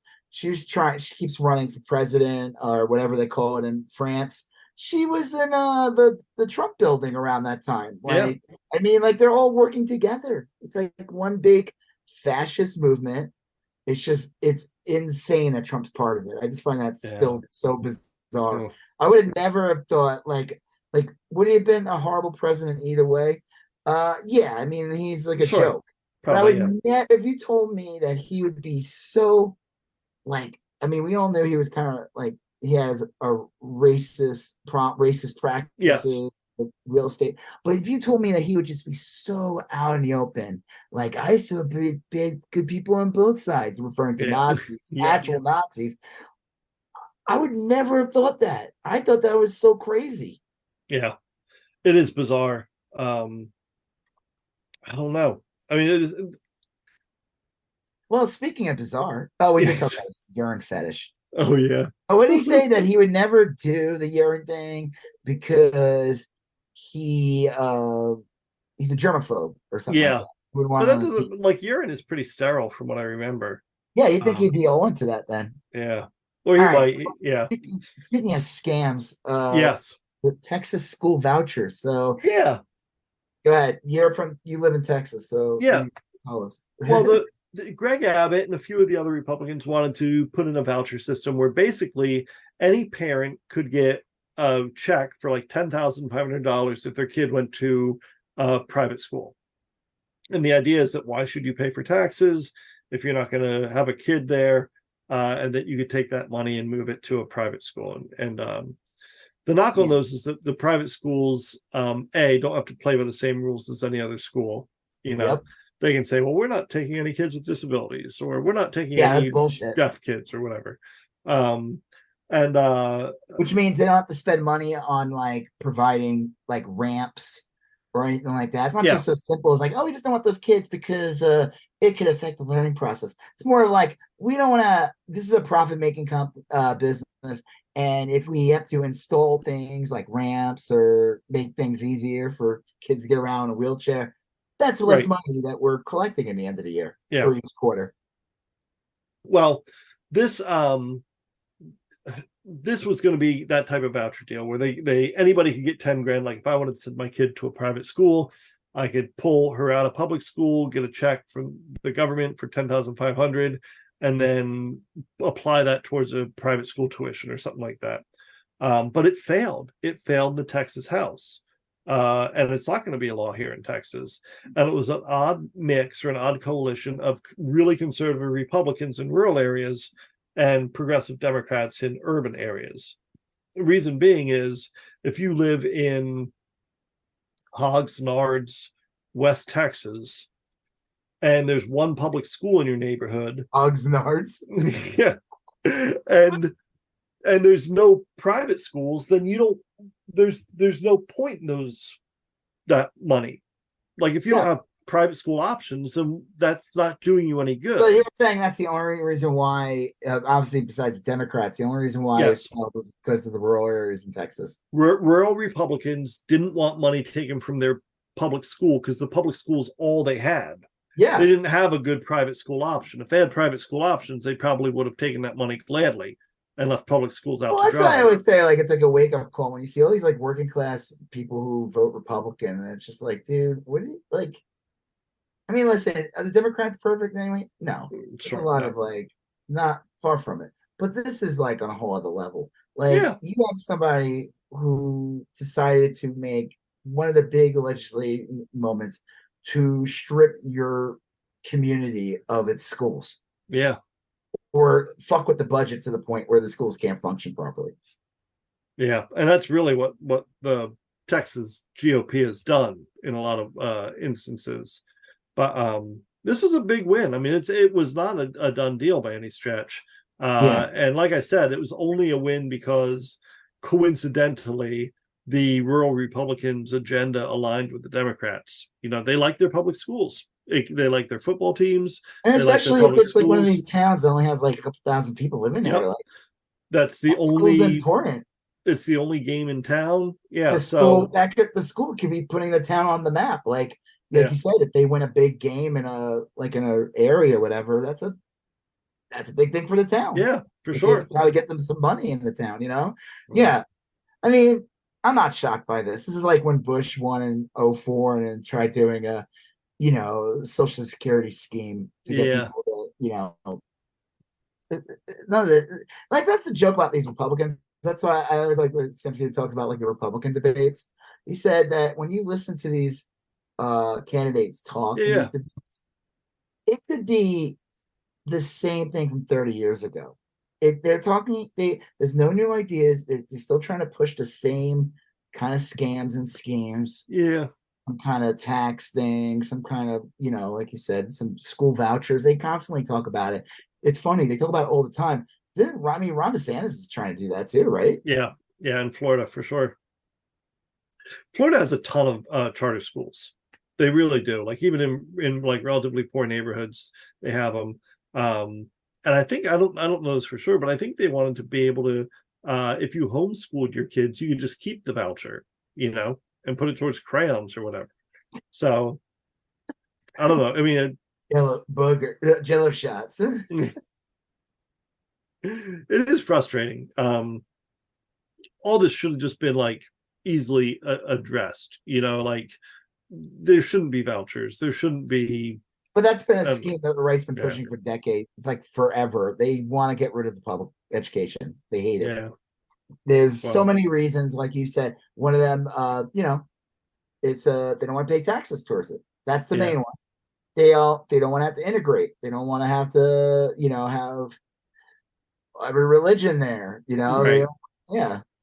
And again, not spending money to provide, ramps. Yeah, for sure. No. Disabled people or, bars, resting areas.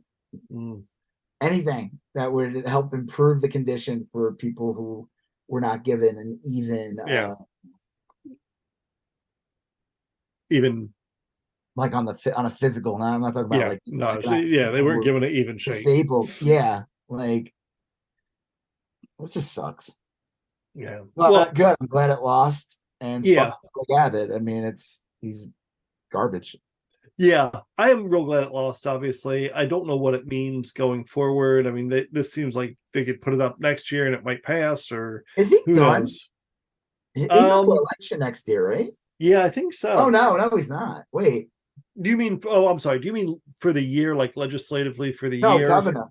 Is he, he has to what, 2026? When did he get in? That's a good when question. He won against fucking what's his face, right? Oh, now yeah. 2022. Yeah. Yeah. Huh. Never mind. You got him for another like 3 years. So. Oh, Yeah. Well, we'll see how that goes. How was that one guy doing against Ted Cruz? That Colin Allred. yeah, I haven't do seen you think any. he stands a chance? I do. I think if anyone does, he does.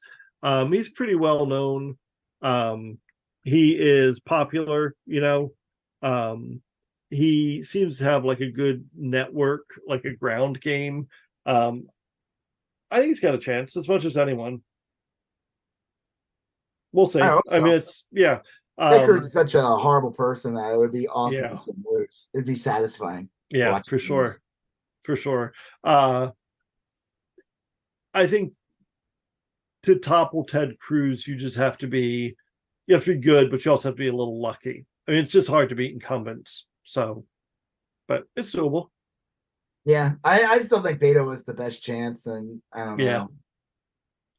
Yeah, he I think that Vanity Fair piece kind of stalled his career, as far as that goes.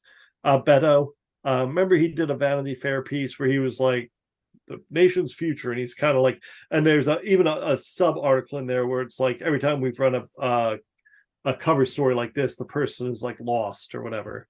And it just kind of like it was this in 18 or 2022? 2022, and it made it. I'm talking about when he ran against Ted Cruz, though. Yeah, okay, that's a good point. Yeah, that was his best shot, and he should have won that. So. He should have went after what's his face instead of running for president. He should have went after because it was 2 years later. It was Cornyn. Oh yeah, he should have. He bit off more than he can chew. Yeah, whatever. Yeah. Well, okay. I guess we're on to the last thing. Yeah, is pretty gross. This one's there's a lot here. We talked about this last one, right? We talked about like Elon Musk like responding to an actual Nazi and like kind of agreeing with them. We did talk about that, but he was like posting Pizzagate stuff today, supposedly. Yeah. At the time, who was the first company to stop advertising? Was it Apple?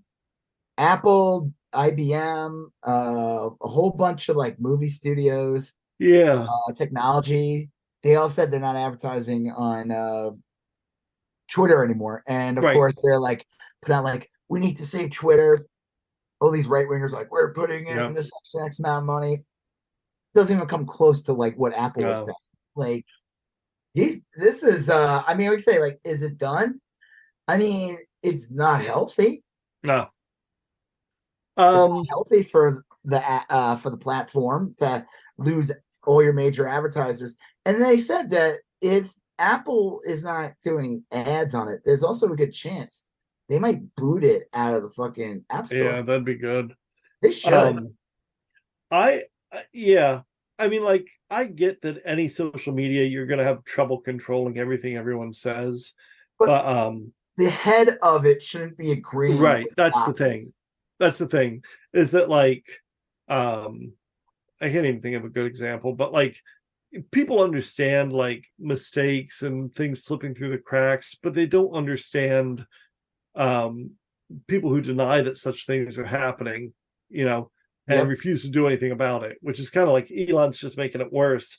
He has like really shitty takes he puts up on Twitter all the time. It's that one where they're just like garden variety racist tweets for the most part. He's like agreeing. It's not even just that. Even if he's not tweeting it, he's giving away the game because he's liking or he's leaving comments like you're correct and to like literal Nazis, and then they have the goal to pretend that they're against anti-Semitism when it's like, come on, like, I don't even understand that fucking lady that works for him. What a joke. Yeah, so-called CEO, whatever. I mean, if she was a real serious person, I'd be on the phone with him right now and being like, I am fucking done. If you keep retweeting Nazis, liking their shit, responding to their stuff, or requoting them and talking about how they are correct, I am gone. Right. This isn't hard, I mean, I think she's just a joke. She's not a real she's not really in charge of anything. Well, I don't know. I mean, I think some people, like I've seen some people that are pretty high up in an organization really detached from reality. It may be entirely possible that she does not see what we're seeing and is not curious about it. I believe that. And is not she probably curious agrees about with it. like half of it anyway. Yeah. So I mean, I don't know. I mean, it just seems all that seems plausible to me. What did she used to run? She ran something else, but it was like awful. Yeah, I want to say it was something to do with Microsoft. I don't know. Let me see.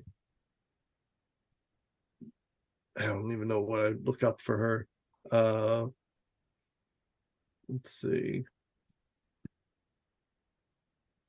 It's like a 3-part name, if I remember right. Oh, it's okay. Yeah. Anyway, I mean, it's fucking useless anyway. Yeah. The point is that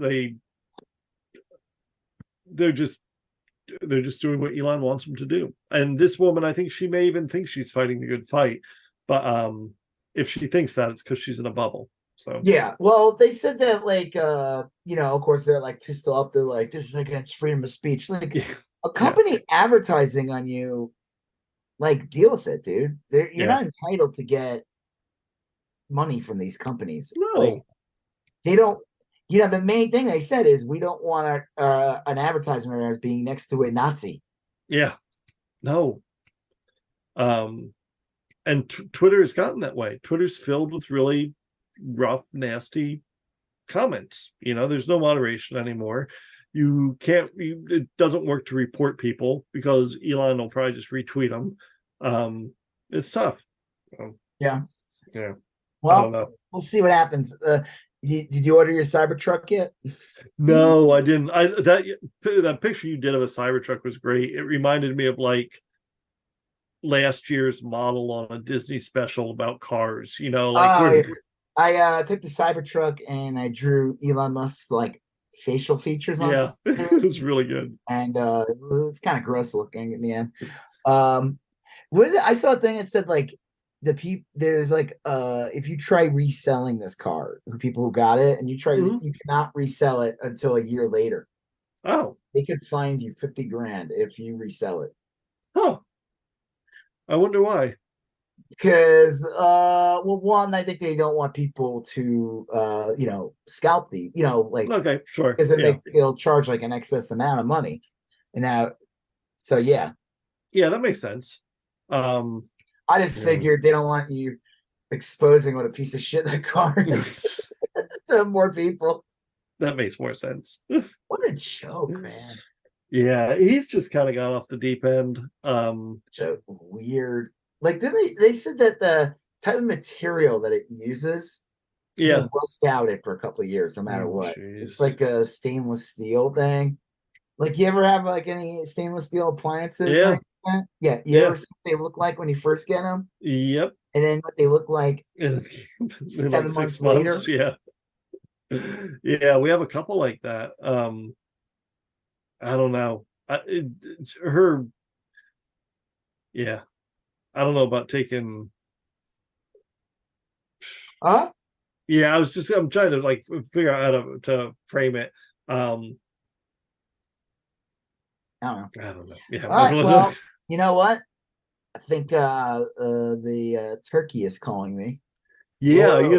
Do you do a big turkey for Thanksgiving? I mean, it's just the three of us this year, so we're just gonna like do a slow cooker. Yeah. Breast. You've done the deep frying before, haven't you? I never actually made the deep fried. I would go there was this Cajun place in that's right. I would go to every year, and it was always good. Like it was great. And it was the it's so funny how sometimes food is better when you reheat it the second time. Yeah, it is like funny. I made this like chili not recently, and it was fine. It was good. But but my wife both agreed. Like the next day when I reheated it, like in the pot, like flavors have had time to work with each other. Yeah, like it wasn't so wet. It was less wet.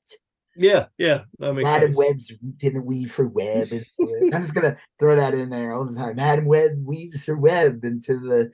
Like all the flavors, like you said, it just was so much richer. It tasted so much better. A little more depth. Yeah. Yeah. It's like that too with any like the fried turkey or like even the turkey I'm gonna make. Like it'll be good. And it's similar, slow cook it with like, but man, when I reheat it like that second day, like fat and everything, together. It's just like it's not as wet. Yeah, right. Wet meat. Are you gonna do anything or? Yeah, we traditionally make. There's a couple things we make. We're making lasagna this year. Man, made lasagna. Garfield over. I know, right? And it's pretty good. We made lasagna last year. Proud of me. And it was real good. Some years I make a butternut squash risotto that's pretty good sometimes. But yeah, we're just gonna keep it easy. It's the three of us again this year too.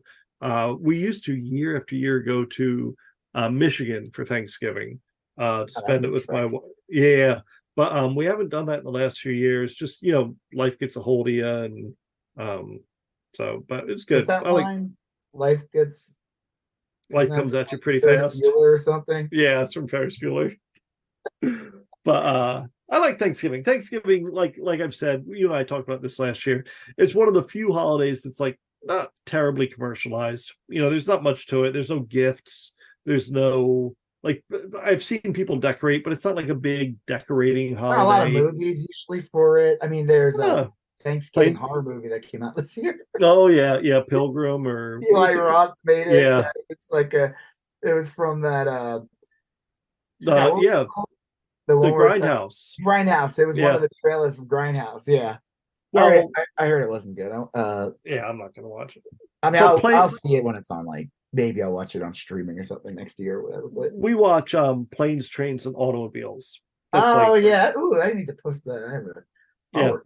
That's a great. It's a Thanksgiving movie. It's one of the only. It is probably the best Thanksgiving movie. And again, like I said, I always liked Thanksgiving because it was like growing up, being Jewish and like not having like being around a lot of like people who celebrate Christmas. We didn't celebrate Christmas, but Thanksgiving was like a holiday that like it was more like an American secular holiday. Yeah, and it's funny too because its origins are like not. It's like fucking pilgrims. They're like this, like, what were they like? Some like arch conservative like psychopathic religious people? Were they like super like the joke is like England was like, dude, you guys are nuts, get out of here. Like, wasn't that like the real reason? It wasn't like but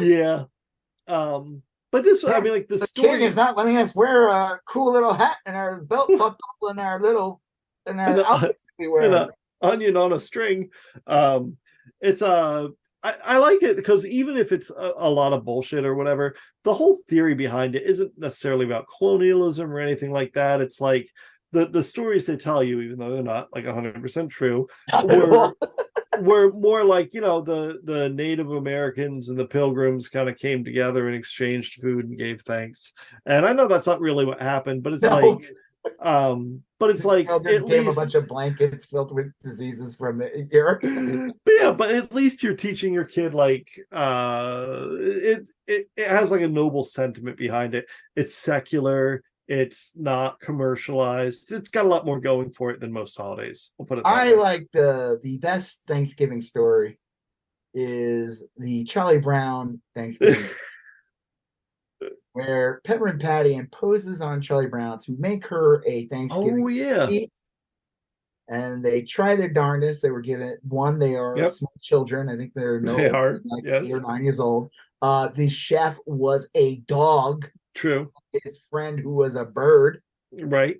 And I would say they did an amazing job. Yes. Popping that popcorn. And I don't know what else they had. And Pepper and Patty shows up. See, I think this is like a perfect example. Really what's going on here. Pepper and Patty is the Pilgrims. And she came in, she's like, where's the pumpkin pie? That's right, yeah. Turkey? Where's the... And then she slaughtered all the peanuts. Woodstock. What? Yeah, Woodstock and Snoopy were killed in action. But it's like a good little moral in the end. Yeah. Like, don't fucking impose yourself and expect people to make you a feast on Thanksgiving. I don't think that's the message. I think it's something to do with just like even meager means or Well, it is a good holiday, and I always like it. And it's not good for everyone though. But no. holidays around this time of year, holidays can be pretty tough on people. Yeah. They might not even realize it, and then like they go out and it's just it can affect people in a bad way. Yeah. Too. No, that is real true. Not everyone's in the same place. I don't know what to say about that. This just sounds like people waging their war on Thanksgiving. No, my God, war on Thanksgiving. Didn't they try doing that, Fox? Didn't they try doing the war on Thanksgiving too? I don't know. They do the war on Christmas, and that's like an annual tradition. They start that like even soon, before like Halloween's over, I think. Yeah, well, it's usually like their first story on Black Friday, the shopping day after Thanksgiving, where they lament the commercialization of Christmas and how it should really be about something much purer and simpler. Yeah, bullshit, whatever. And then they tell you to like go to their merch store and buy all their bullshit. Right. Yeah, buy new Tucker's Pooper Scooper. But Tucker's not on Fox anymore. Oh yeah, that's right. Yeah. Well, see, there's another Thanksgiving. I think Tucker Carlson passed away, right? No, I don't think so. I'm not gonna look it up. I could, but nah. Why should I?